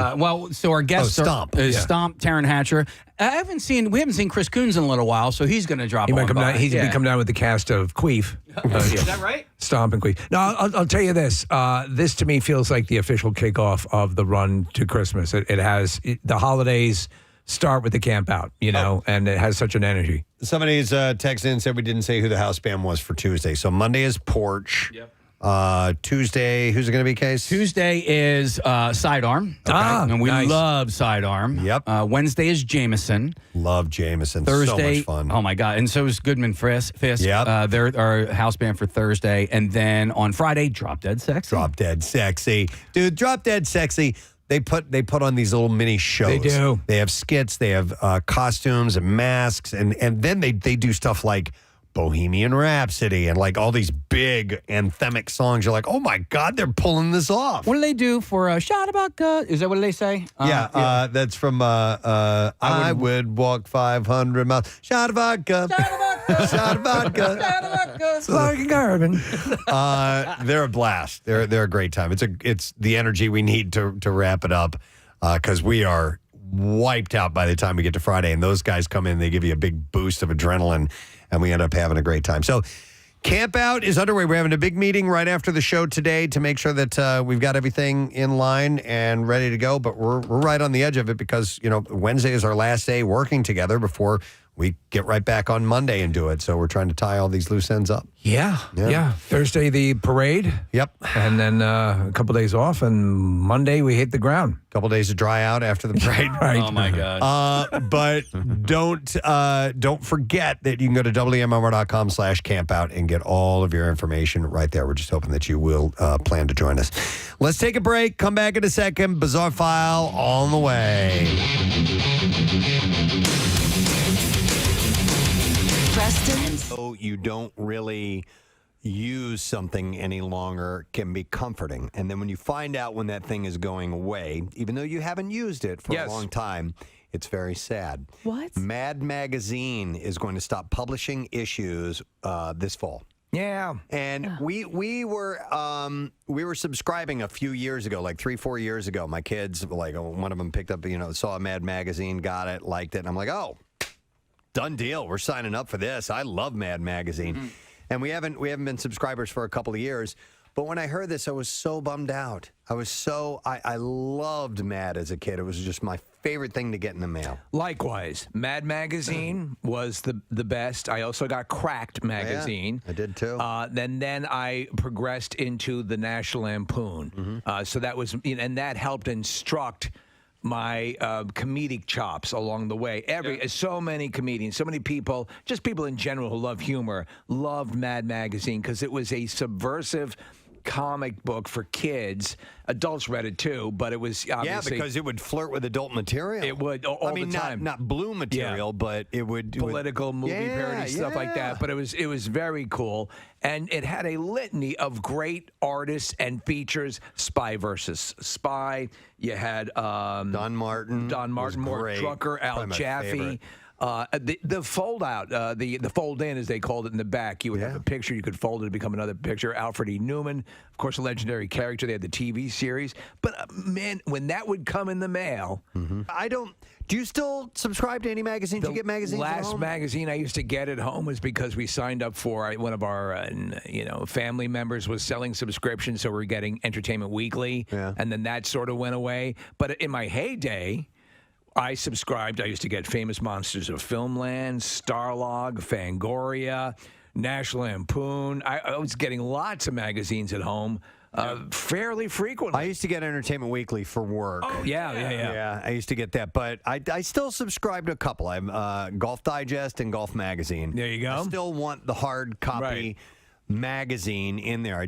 I have a hard time reading magazines, a full magazine online. You know what I mean? On the crapper. Now articles, I can see, picking up here and there through aggregator sites and stuff like that. But if I want to dive into a full magazine, what they have to offer, I still need the hard copy. So, did you ever subscribe to dirty magazines? Because I did. The only one I ever had. Playboy. I had a prescription. God knows I needed it. Son, you need something for your boner. Take 2 Hustlers and at night cut it in half. Cut Beaver magazine in half. I had a subscription to Playboy, but that's the only one that I could ever. That one I could get away with. You could, but you're not embarrassed about it. I couldn't subscribe. Penthouse, maybe. But then when you get into your Hustlers and We and, whatever the other magazines Cherry. Cherry. Wouldn't it blow your mind that people would get home delivery? Because I remember, there were subscription cards in these things for the other magazines. Like, who's getting Sweaty Vagina magazine at home? Here's your bills, and that looks like a good issue. Now, obviously, they would seal them specifically for the mailing, but still, you could tell what it was. I never had subscriptions. The only one that I had were there's other two I mentioned earlier, but I was totally into scary movies when I was younger. So Fangoria was the other one. There was Fangoria, there was Starlog, there was Famous Monsters of Filmland, there was, like I said, the Monster Times was another one of them. Another one? Am I missing them? You're missing one. There was Fangoria, not Fantasia. It was Biggins? Jugs, and they're areolas. People that are reminding us the names of Butthole. Some of the other. I subscribe to Butthole magazine. What's this one about? It's a picture of a guy with a pipe. I'm a butthole reader.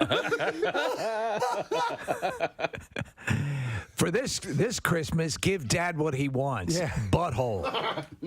Steve, what are you reading? I'm reading Butthole, Preston. Telling me how I can set up my stereo. Apparently, you have to run the cords through your butthole. Oh, yes. Oh, what are you reading there? Oh, I was just reading Butthole magazine, telling me how to get a more effective home theater. Apparently, it works better if you put the cord through your butthole. Oh, my God. Oh, this is the 10 tastiest cheeses for the holidays. Many of them are better if you put them in your butthole. Some guy with an ascot on. Everything. Every single thing. Lord Buddington. An ascot. Your butthole. An abscot. Oh my God. Okay. You know what? I think now that I'm reminiscing, fondly about Butthole magazine. No, I'm pretty certain it had to have been Mad Magazine. Had to have been my very first subscription to anything. I'm gonna say likewise. Yeah. I loved it so much, and there's just. Do you remember when you would see something in it, and it's not like you could do today. Obviously, you would look at this. You'd lend the magazine. I And never read it. Oh my God. Yeah, I don't. Yeah. Unfortunately, the only thing that I know that what you're talking about is Alfred E. Neumann and that little thing in the back. But Preston, the fold. So Case, not only would you have the picture in a lot of these cases, but what you would love is in the background there'd be like flies with little fly lines around them. Yeah. Or there'd be these little things that they would do to just augment the picture that made it great. Yeah, agreed. And the artists were great. There were almost little Easter eggs throughout as well, and outside of the frames All and over things the like place. that. Yeah. So you really had to. You could spend a lot of time reading the magazine. It wasn't just you pick it up and tear right through it. I mean, I would hang on to them and go back and see things that I would miss the first time around. I remember laughing out loud, as a kid, and one of the first times really laughing that profoundly, and that carried over to National Lampoon, which again, great memories of that. And Nick, you saw the documentary about with Will Forte. Yeah, and there phenomenal. I remember they did a piece on. It was an old style brochure for the largest ocean liner ever built. I think it was called the Tyrannic. And the artist illustrations were done in that sort of Art Deco style, where, they drew the ship on such an enormous scale that you were just howling with laughter. Yeah. You can't describe it, you have to see it. But to have that reaction from a magazine that you're sitting there, to read something and laugh that loudly is just... you don't get that. Mad Magazine had published 550 issues prior to its reboot, by the way, which was in 2018, I believe. DC purchased Mad Magazine in 2017, but they're going to hang it up. At its height, it had 2.8 million subscribers. Now they took which was in like 1973, I think. They took a big hit when editor Max Sherman went over to handle the chores at Butthole. And, yes, exactly. Do you know what you're getting into over there at Butthole? Oh my God. Butthole Magazine. Someday. I'm curating their wine list. Yeah. Apparently, it tastes better when you drink it out of someone's butthole. But it's sad. It's sad that it's going away, even though I haven't, actively been a subscriber for a couple of years. But nonetheless. Anything from Silicon Valley to Patriots Day to Crazy Rich Asians to It's Always Sunny in Philadelphia. The little list goes on, ladies and gentlemen. This is Jimmy O. Yang. Yeah. How you doing, Jimmy? Morning. I'm doing well. It's Excellent. great. Thanks for being here. Yeah, thanks for having me. Patriots Day, you were fantastic in. Thank you so much. Sadly, not a lot of people watched it. Your character was the one who was kidnapped, held hostage by those guys, and eventually escaped and alerted the police. Hey, I know where these guys are. I know who they are. I didn't know that story. Yeah, that guy was amazing. Yeah. Danny Mang, Chinese immigrant, college student, and this is about, of course, the Boston Marathon bombing. Yeah. And I bugged him every other day. Spoiler alert, he stays alive, in the movie. Yeah. So I bugged him every day when I was in Boston, and we had dinner, went to Chinatown every other day.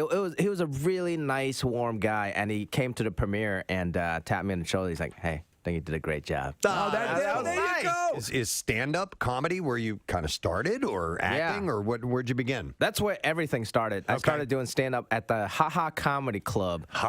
In L.A. I had to pay $5 for 5 minutes of stage time. You were born in Hong Kong, correct? I was born in Hong Kong, yeah. Came here. I know you have a book called How to American: An Immigrant's Guide to Disappointing Your Parents. Yes, that's true. And so you're working at a financial firm, or where was it? It was Smith Barney, which was under Citigroup. And I graduated 2010 from college, which is right after the financial crash of 2008. It's a perfect time. Nobody in finance was hiring, and nobody was going to trust a 22-year-old kid with their money. Right. You know? So my dad hooked me up with an internship, and like one day he came home, like he was like, Jimmy, you know, great news. They're going to hire you full-time. You're going to be a great financial advisor. And literally like tears of joy was coming out of his eyes. And I thought that was just the worst news ever. Like that to me sounded like a death sentence, you know? And I just didn't know how to tell him. And I was like, I don't want to do this, you know? I had to like disappoint my parents in order to not disappoint myself. Yeah. Like, that was the creed that I lived by. So after college, I did that internship for a little bit just to appease my dad, and then after that, I got 3 jobs. And when I graduated, I was a used car salesman. I worked at a comedy club as a doorman in exchange for stage time, and then I was a strip club DJ at night. So I did all those 3 things, still not knowing what I wanted to do. But there was no customers in that club, so nobody ever did. What was it? Were you doing like day stripping, or was it the night stripper? It was night stripping. It was after my comedy club show. There was no prime time in that club at any time. I started off with just a stand-up community, which I thought was so cool. That's one of the main reasons why I did stand-up. So you've seen Bobby Lee's penis then? Sadly, no. I feel a bit left out. Wow. I feel a bit That left guy out. gets naked every time he comes in this studio. Oh, really? I've been to his house, and he still has not shown me his penis. Like, we're not even Asian. We're closer friends. Yeah. I know. There must be something wrong with me. Maybe he only shows penis to white people. It might be that. That might be And he tells you guys about, listen, here's what I do with the white. You whip it out. But yeah, like Bobby was somebody I looked up to. I watched Matt TV religiously. Steve Byrne was somebody I looked up to. Ken Jeong, and now we're all like really close and good friends. That's great. Ken, of course, was in the movie. Yeah, it's great. And you know, we all love each other, and doing this movie, one of the greatest thing, you know, was I felt like I found my creed. You know, of actors, comedians, because we all kind of went through the same phase of disappointing our parents to do this job. We all had the same experience. And, like, when we're hanging out in Singapore, there was no questions of, like, hey, can we go to Chinese food? Like, look, it's not, like, weird Chinese food. It's just like, no, everybody was just down. We're going to authentic Chinese food. WMMR presents Preston and Steve's Bizarre File. Brought to you by Metropolitan Veterinary Associates in Norristown, here for your pet special needs. And they're open 24 hours a day, 7 days a week, 365 days a year. And they never close for emergencies. Find them at metro-vet.com. A Florida man named John Christian is being called the luckiest person in the world after surviving a traumatic incident where he was stung over 100 times by bees and then fell nearly 30 feet from a bucket truck without suffering any serious injuries. That's miraculous. Yeah, it doesn't sound very lucky, though. Christian was trimming trees in Citrus County when he accidentally disrupted a beehive, prompting an aggressive swarm. Trapped in the bucket and unable to escape, he jumped. When he hit a roof before tumbling to the ground, he said they just came straight at me and I could not get them off. Despite his bee sting allergy. Oh, my God. He walked away with no broken bones or internal injuries. How the hell this guy survived after 100 stings? He has a bee sting allergy? His coworkers rushed him to the hospital. Doctors were amazed at his recovery. He said, I had no broken bones, no internal bleeding, and whatever they treated me with at the hospital, it's a miracle because the swelling went away. The bee expert named Grant Thomas suspects that the swarm was made up of aggressive killer bees, given the unusually high number of stings. Grateful to be alive, Christian said, the doctor told me I either have superhuman strength or I'm the luckiest person in the world. He has since ordered bee suits to prevent any future close encounters. How do you even put them on the bees? No, it goes on him Oh. to keep the bees from stinging him. Why would you buy formal wear for a bee? A Jeep Wrangler can cover all kinds of terrain, but road closed signs are still up there for a reason. In Guerneville, California, heavy rains had been overwhelming and had seen the banks of the Mark West Creek overflow. And as a result, emergency officials say 2 vehicles had to be rescued from floodwaters on Friday. In one case, a couple driving a Jeep Wrangler made a bad decision. They drove past the warning signs and learned the hard way why the sign was there. Please don't tell me that Bronco came and pulled them out. Thankfully, the couple was rescued by the Sonoma County Fire District before they were swept away into the Russian River. That's just the big joke between Bronco and Jeep drivers. That Broncos that will the Bronco rescue will Jeep. come and they'll come and tow you out of whatever you got stuck in. Free booze might sound like a good deal, but it's a good idea to consider your surroundings before accepting it and drinking it. In Vang Vieng, Laos, a popular tourist town, 6 people are now confirmed dead from methanol poisoning. You saw this, I'm sure. And 11 more said to be hospitalized. Another woman, a British backpacker who asked not to be identified, reported suffering from temporary blindness after drinking 2 free vodkas from the hostel that she was staying at.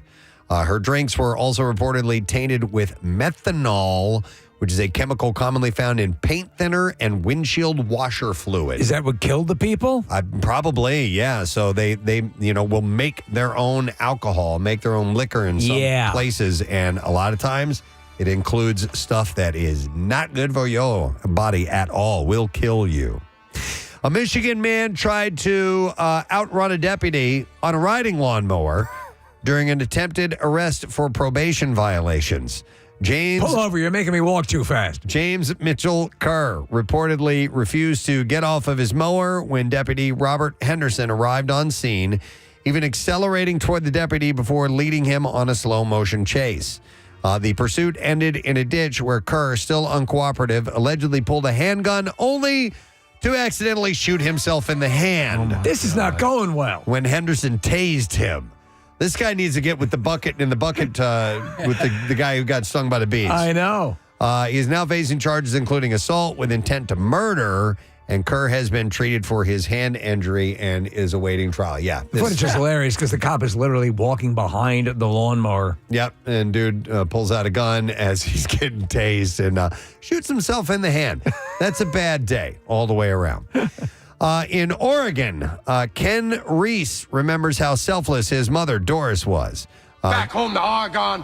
When he was a high school student 49 years ago, his mom gave him a new lease on life by donating one of her kidneys to him. And he said, we were always close, but I think it brought us closer. There was a situation in the hospital right before the transplant where I asked her, do you really want to do this? Is this okay? And she said, of course. No. Listen to this. The transplant allowed him to go to college, marry, and have a family. And as the years went on, they stayed close as life with his mom's kidney became even more meaningful. This past November 18th, Doris would have turned 100 years old. Although she died in 2012 at the age of 88, her kidney is still working well inside of Ken. That means that the kidney is 100 years old. That is amazing. On average, kidney transplants last only 10 to 15 years. That I did not know. So what do they attribute this to? They don't know. He's had his mom's kidney for about 50 years. The kidney must exercise daily. In recent times, Ken has faced different health challenges, including skin cancer. Wow. He said the medications you take to hang on to your kidney, the immunosuppressants, do have long-term side effects.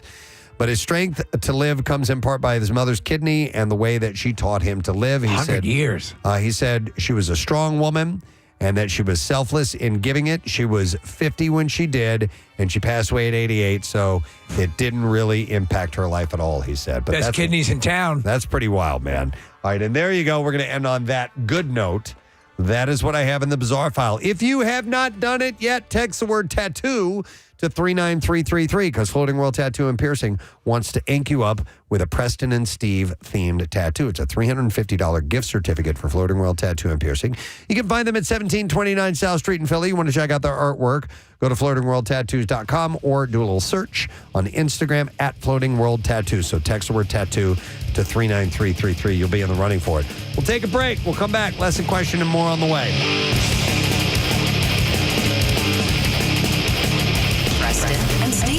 did karaoke every night. Everybody was just on the same page, and it felt so good. Did you do work with the Harlem Globetrotters? Oh, man. People ask me that. It was one of my very first paid jobs ever.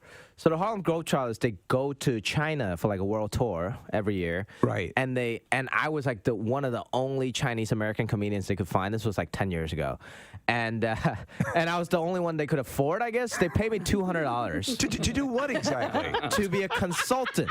So they sent me the script for the Chinese tour to make sure nothing's offensive. Oh. Honestly, I didn't even read the script. You're good to go. I didn't know. I was like, that was my first job as a comic. I didn't know.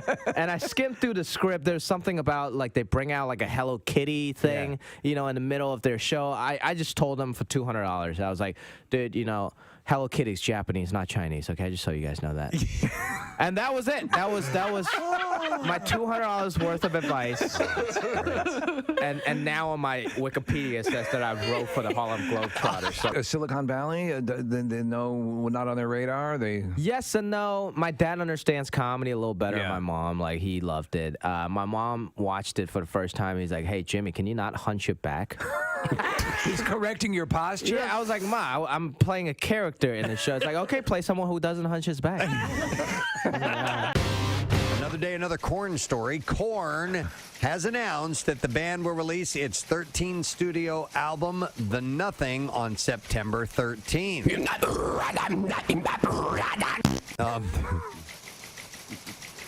The follow-up to 2016's The Serenity of Suffering has been preceded by a first single called You'll Never Find Me, which arrived on Wednesday. Again.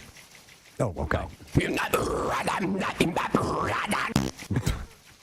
Jonathan Davis said, deep within our Earth lives an extraordinary force. He's right. Very few are aware of the magnitude and significance of this place where good and evil, dark and light, bliss and torment, loss, gain, and hope and despair all exist as one, pulling at us every moment of our lives. Welcome to the deep, dark caverns of energy.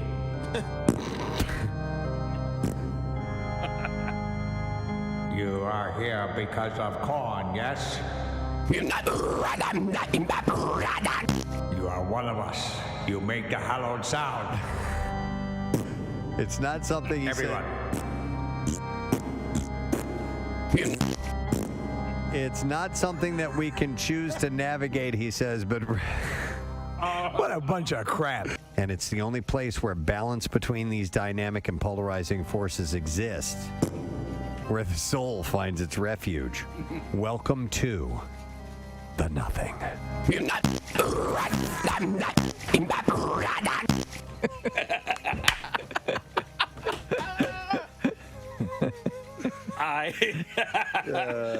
you just make that? I just made that. Put it at the beginning. One more time. Yeah, all right. We are in the nothing. Play the ceremonial sound.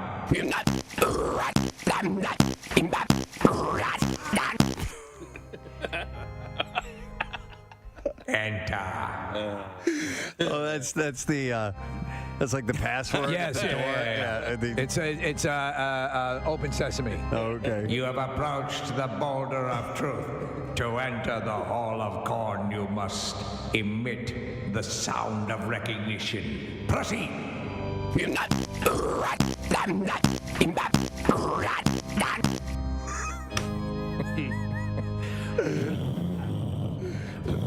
Slowly, the boulder rolls to one side. Enter.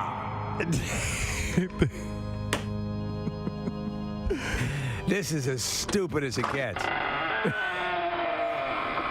Davis is living. Why? Come on in. I love songs like that are just, oh my God, you just said it. Yeah. You just said it so plainly, not a lot of, flowery language or metaphors. You just said it straight out. I know one that comes immediately to mind that actually, when I had gone through a breakup, laid it out, and I was like, I know got what it is. Say it. Heart of the matter? You got it. I knew it. It's the economy of words. Telling you. The message. Yeah. It nailed it. I agree. Don Henley. Yeah. And it's so plainly speaks. And he managed to make it all rhyme. And he too. made it rhyme. How the hell do you do that? These guys. But I wanted to throw this out as a subject of the song that gave you the strength, whatever it was. Jim, you're on the air. Good morning. Hey, guys. Good morning. How are you? Good. What's up, Jim? Hey, so 15 years ago, I was working for Johnson & Johnson, and we were working on a new Tylenol product, that's Tylenol Rapid Release Gels. Yeah. So I'm down in Puerto Rico. I was down there for about 18 months, away from my family, the whole deal.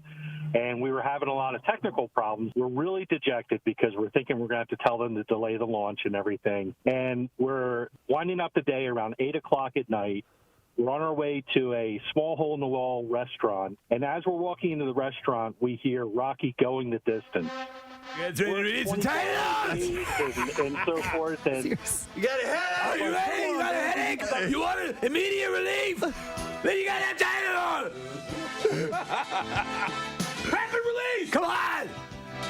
Rapid release! You can't wait? Your head hurts! But it Jim, was the weirdest thing, and in Puerto Rico of all places too. It was hilarious. Regular Excedrin stinks. but it gave you the strength because you were missing your daughter, and you just to keep on going, right? I love you. Exactly. I miss you so much. But Daddy's working on rapid release title.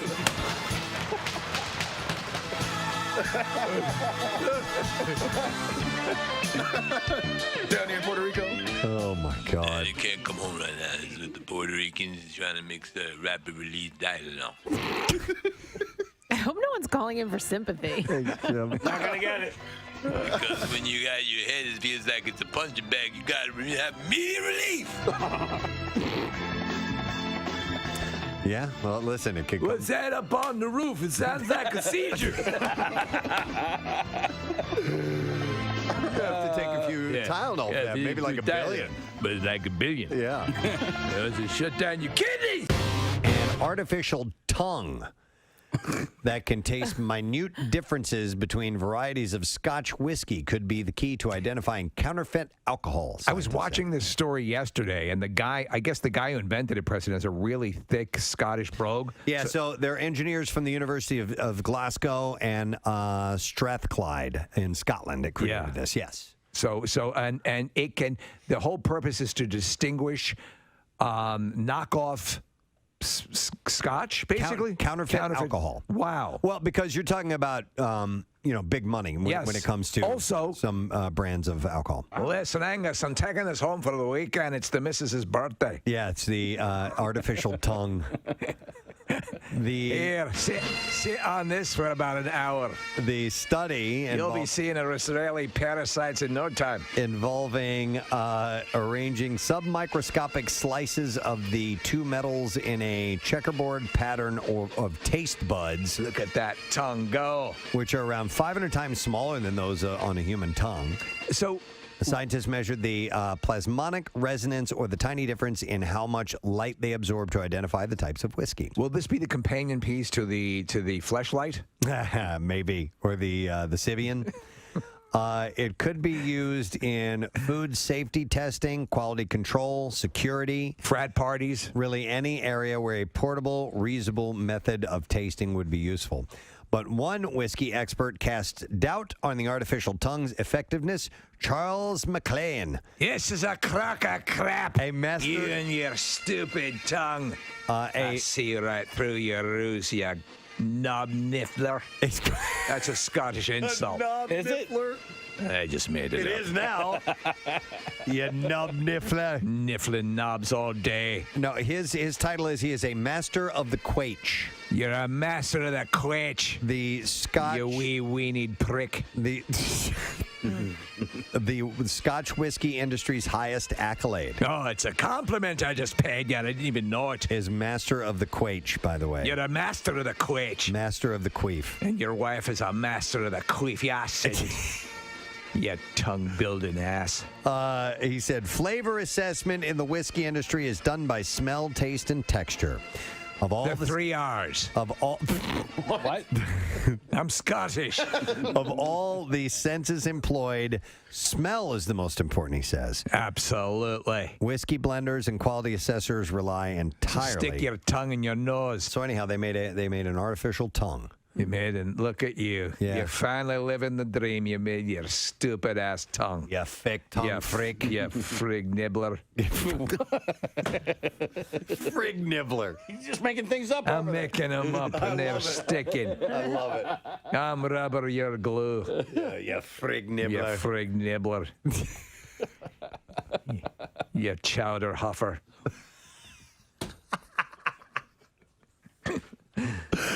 Well, when an angry Scotsman says it, it carries more weight. You lollygagger.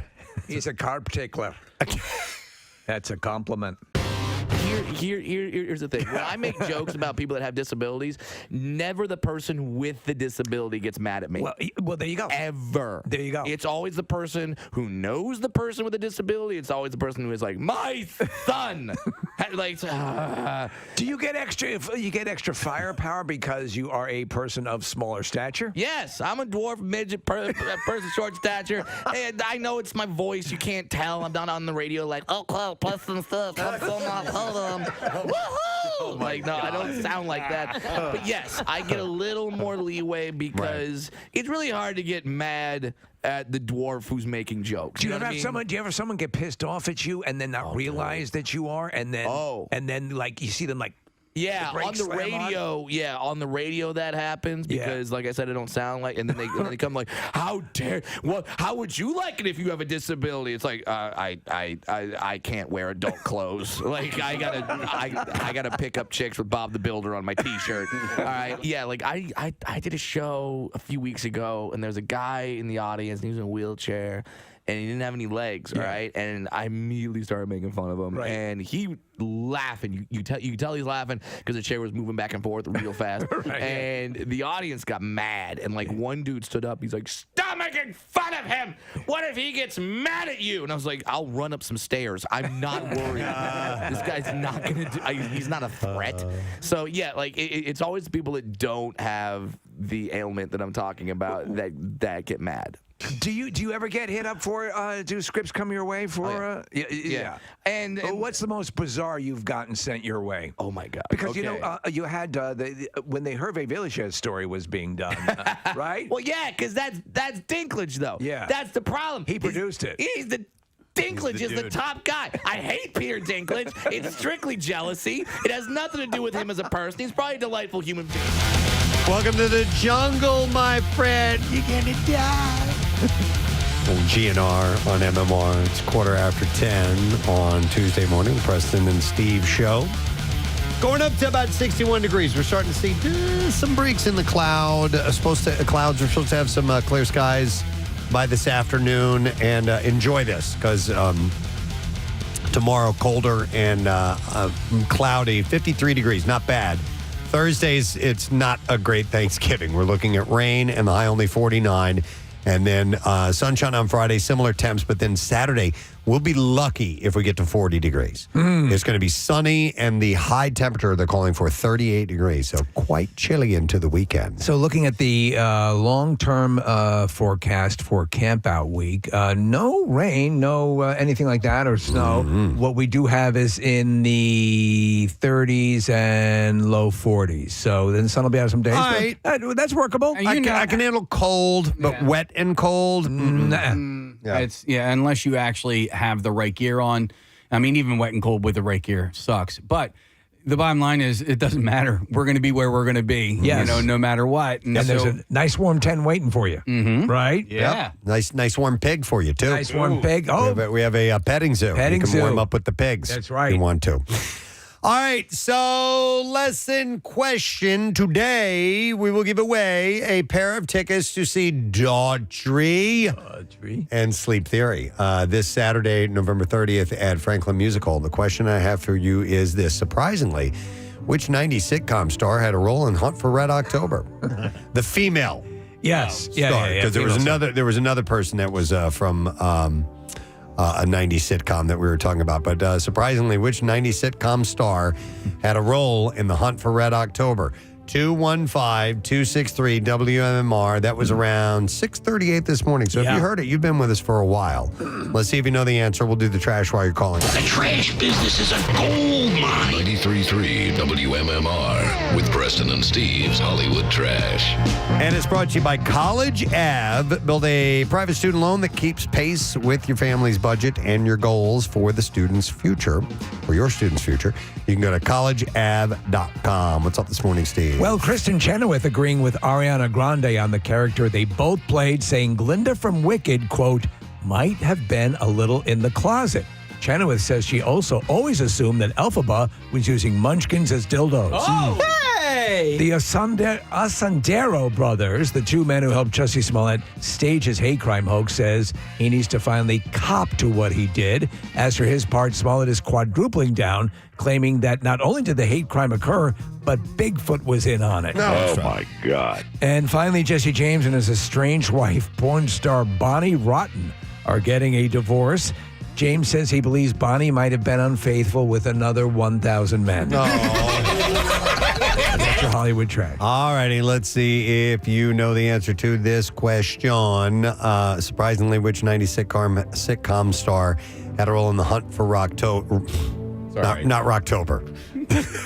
It's Rockvember. Yeah. All right, let me go to... Where's the good rock and roll? Let me go to Jesse. Hey, Jesse, good morning.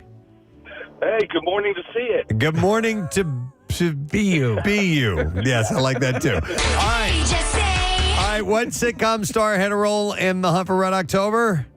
That would be Miss Fran Drescher. That's right. Hang on a second, Jess. We got you a pair of tickets to see Daughtry Sleep Theory this Saturday, November 30th at Franklin Music Hall. Tickets are on sale now via AXS.com. A portion of each ticket sold benefits our Preston and Steve Camp Out for Hunger. Now, Preston and Steve's Music News on 93.3 WMMR.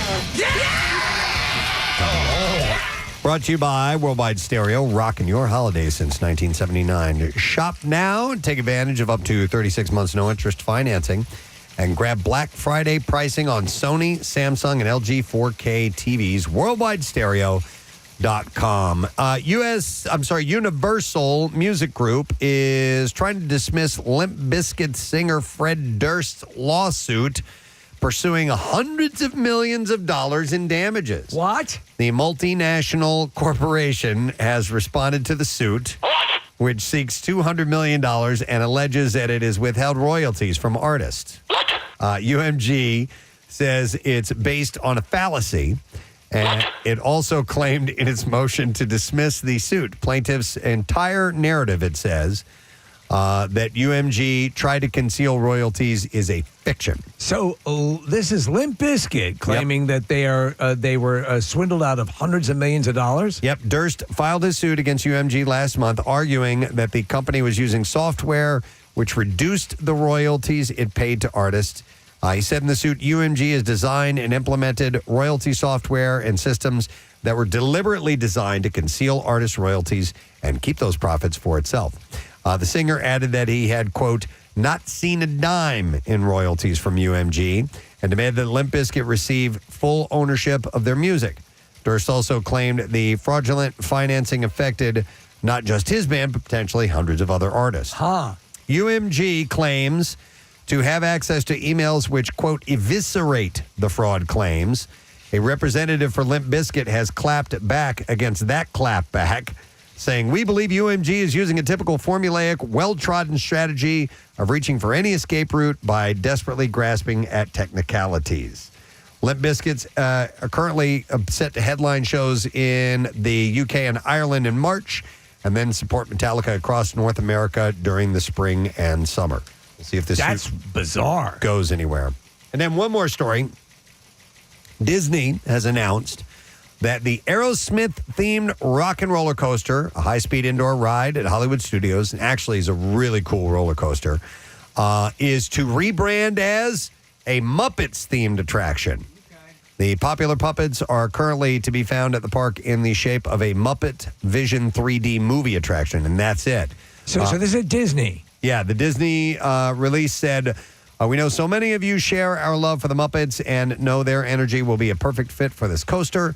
As the first Disney ride ever to feature the Muppets, there's sure to be laughter, screams, and new tunes for the attraction for fans to enjoy throughout the adventure, and plenty of Muppets-themed merchandise. And this is happening because they're getting rid of, like, there's like a little Muppets corner, so they have this one theater in there. I read about that, the 3D Muppet Theater. Yeah, so that's going away, which is kind of a shame. I enjoyed that. That was a really nice, like, okay, I've been on my feet for a really long time. It's warm out. Let me just go sit down for a hot minute. I think they're replacing it with like a Monsters, Inc. Something, a ride or something, or a theater? Sounds right. Yeah. I don't remember, but yeah, they're taking that whole corner and turning it into something else. In the meantime, there's still enough time, they said, to catch a super stretch limo to the Forum to enjoy Rock and Roller Coaster starring Aerosmith and catch Muppet 3D again before their final curtain call, so it's still available. You say a solid coaster? It's a fun coaster. Yeah. I mean, it does that linear induction where it blasts you off, and it's all inside, and it's pretty damn big for inside. Stuff like that. I love the inside rides. And at one point, you do a loop, and you go through a donut. Oh. It's kind of fun. Yeah, I like that. So the Aerosmith Rock and Roller Coaster was launched in 1999 and features several classic songs, including Love in an Elevator, and with the final line reworked as Love in a Roller Coaster. Back in the Saddle, Walk This Way, and Sweet Emotion. In 2016, the ride made news when Disney altered the film that plays to riders as they wait to board, editing it so that Steven Tyler no longer appeared to be making the un-Disney-like shocker gesture with his fingers. What was the video like? That was it the band talking about the ride, or is there some sort of story? You're like in the studio, and they're in there recording, and hey guys, what are you doing? You know, and I've forgotten. Rocking and rolling and whatnot. I forgot exactly how it went. I'm sure you can probably find it somewhere online, but they're talking to you as you're getting set and getting into the roller coaster. I found it surprisingly. I was like, okay, this is an indoor coaster. It's going to be short and kind of okay, but I was surprised how much I enjoyed that. Yeah, 2 in the pink and 1 in the stink. Yeah. Well, Disney, man. Welcome to Disney, man. Yeah. It's going to be a shocker, like 2 in the pink, 1 in the stink. You're going to get reamed out, but good. So they're You won't be able to S right for a week. They're gonna change that from here on out. So it'll be Muppet themed as opposed to Rock and Roller Coaster with Aerosmith. All right, and that is it in music news. We're actually watching video footage of this ride. I'm gonna have to check that out a little bit later on. All right, we will take a quick break. We'll come back in a second. Letter of the day for the word of the week, which, by the way, only 3 letters this week. Hey. We'll be back with us. Stay with us. Preston and Steve. In everything. If they made a movie and called it the Brad Williams story, it would be starring Peter Dinklage. It's madness. What's the craziest thing you've been offered? Yeah. Well, the craziest thing I was ever offered, and I actually did it. So this one dude wrote me and said, hey, I'm doing a horror film, and I need you to be like a monster or whatever. Really? And I was like, all right, cool. And I had to sit in the chair. They put the mold all around me. You have to sit there for however many minutes. It's claustrophobic, right? Yeah, so the mold sets. It's really kind of scary. And then you do it, and then he goes, okay, this could be the monster mold. And I did the film. It's like some low budget independent. Yeah. It's nothing anyone's seen. What I didn't know is that the guy took the mold and sold it to somebody who turned me into a sex toy. Are you kidding? That is There's a Brad Williams sex doll? Yes. Well, not anymore because I sued them. Were you flattered? Unbelievable. Were you slightly flattered? Slightly flattered, but like, dude, it was freaky because someone gave me the website. Did you get one at least before you sued him?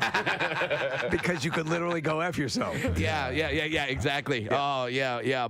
My wife could have something to do while I was gone. But yeah, like I looked at this website. It was me. It was God. me. And I just thought to myself, like, how weird is this going to be if someone on the street who bought this sees me walking the other way and just goes, whoa, like, and it just like has this weird reaction. I'm like, why are you acting like that? He's like, I usually put my penis somewhere on you. Like, that's... Like, that's great. Was it being madness. marketed as Brad Williams? Or? No, I'm sure not. Yeah. No, it was marketed as like a midget sex toy. Like, this is how you could bang a dwarf. And What I'm a just world! Like, yeah, and I'm just like, wow. So yeah, I had to get my legal team involved in that. Brad, what were they going for? Do you know? I'm just curious. It was like $125. It was like an expensive sex toy. Wow. I once was asked to play in a charity golf tournament, and I thought, absolutely great. I'll go play in the charity golf tournament, and I do. And they had these golf carts that had the names of all the celebrities on the golf carts. So I'm walking, and it's like it's Bill Engvall was in it, and like some guy from Greece, not John Travolta. So who the hell cares? And then I see my golf cart. It says "Wee Man" on the golf cart. No way. Yeah, it says "Wee Man" on the golf cart, and at first I was pissed, and then the group I was playing with start walking towards me, going, "Oh, we're so glad we got Wee Man. All our friends got lame celebrities. We got Wee Man." I'm like, "Oh God, now I got it." Yep. Now I can't be like, "You actually did get a lame celebrity." So I faked it. I faked being Wee Man because I thought, these guys are giving a lot of money to charity. Sure. Let's make sure they have a good time. So like I faked it. I started saying I was Wee Man. Then we get to this hole that's sponsored by Hooters, because if you play in these charity golf tournaments, there's always the holes that are sponsored by different restaurants, corporations, whatever. So the hole is sponsored by Hooters. It's a bunch of girls. They're the Hooters girls. They have the wings and beer and stuff. And we walk up, and this Hooters waitress sees me and goes, "That's not Wee Man." Wow. And I'm like, wait, what? No, I'm Wee Man. Like, yeah, because now this has gone down to like 12, 14 holes. I can't just suddenly turn around. So I'm like, no, what are you talking about? I'm Wee Man. And she goes, "No, that's not Wee Man. I had sex with Wee Man. Oh, God. You are not Wee Man." And I'm like, what? So I run up to her. Oh, my God. I grab her by the wrist, and I kind of explain to her the situation. And I'm like, "Hey, I know I'm not Wee Man. These guys are doing it for charity. Think I am. The freaking charity thought I was. Yeah. Like, so it's on them. This is not me trying to do this. Just play along." And I peeled her off like $40, because when you give $40 to a Hooters waitress, they'll do anything. So did she immediately? Was she receptive to it? Or did you have to work her? She immediately flipped around and was like, "Oh, okay, totally get it." And she's like, "Oh, never mind. I was wrong. Wee Man." And I thought, kudos to her. Yeah. Because first of all, she blatantly just yelled out in front of a group of strangers, "I had sex with a midget." And then a few minutes later says to the same strangers, "I had sex with a midget and forgot which midget it was." So that's kudos to her. Yeah, that's worth $40. That's worth $40 just for that moment. But then, Oh my God. here's the best part. All right. It's not done. Here's the best part. So now the problem is solved, and now the guys are like all teeing off, and I go to the back, and I kind of go to her and go, "Hey, so you had sex with Wee Man?" And she goes, "Yeah, I had sex with Wee Man." And she goes, "Here, he came in the restaurant. He chatted me up, and it was good. I recognized him, and then we had a little fun." And then she goes, "Here, I'll show you a picture." And she busts out the picture, and she shows me the picture, and I look at the picture, and I go, "That's my dwarf friend Sean." Oh, yes! That's not Wee Man. That's not She Wee did Man. not have sex with Wee Man. She had sex with Sean. I like Kevin Costner, so I'm sticking to it. You know what he's doing? He does the voice of the dog in The Art of Racing in the Rain, that new movie coming out. The Art of Racing in the Rain. What's that about? So it's one of these endless series of stories like a dog's purpose of dogs. I'm a sucker for all of them, but this is another. You're hearing the dog's thoughts. Right. And Milo Ventimiglia, and who is the girl from Mean Girls? I know who you're talking about. Yeah, you know what I'm talking about. I love her to death. Amanda Seyfried. Amanda Seyfried. Yeah. And so it's actually my wife's favorite book. But I kept seeing the commercial. I'm like, I know that voice. It's Kevin Costner. Cool. I would love to see what they're actually thinking. Why don't you lick her butt? Go ahead. Never mind. No, you'd love to see what? Is it about the dog thing? Yeah. All right, what? Don't worry about it. Okay. Just keep, It's move the on. story of a dog and his thoughts. Lick her butt. Go ahead, lick it. You'll love it. I licked mine. I love that. Hey, where do you want to go for dinner, buddy? Doesn't matter. I eat frozen turds. So when are you going to lick her ass? Get off that! Lick her butt already. Yeah. Oh, my God. Hey, buddy. All right. I love you, man. I know you're getting up there in years. Yeah. Did you lick her butt yet? Because that's really a lot of what dogs think about. That's what they do. They love it. Yeah. Hey, I just ate some tampons. Oh, my God. Dude, we eventually... I know. It's finally stopped in our house. We finally got a trash can with a little closing lid on the top of it. Right. They're predators. For the bathroom. If they're going to rip a rabbit to pieces in your yard, yeah, exactly. A tampon's like a buffet. Oh, my cats can get into those trash cans. Oh, really? I have to put the heavy tissue box holder on top of the trash can with the lid. No kidding. Okay. Pets are so fun and Aren't cute. they? Aren't they adorable? They're eating your tampons. Yeah, they rip animals apart in the backyard. Buddy, is your paw hurt? Yeah, it doesn't feel too good. Did you lick her butt yet? I have a question for you, Steve. Lay it on me.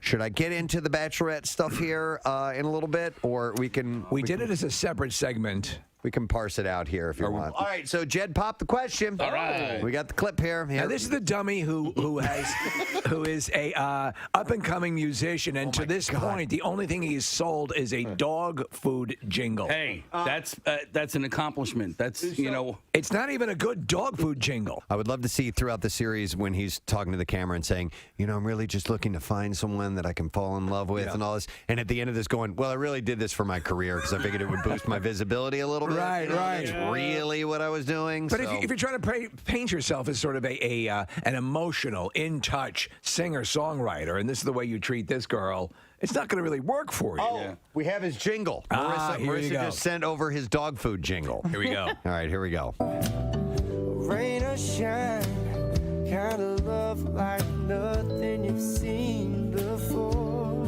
No.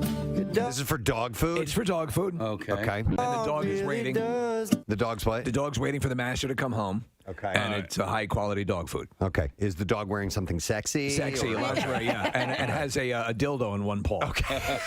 The dog really does deserve the best. Go pick him up some better balls. And the thing, it's pitiful. Okay, so here's the deal. And his reason for doing the commercial is real, because this is the food that he's been eating at home himself. Nirvana!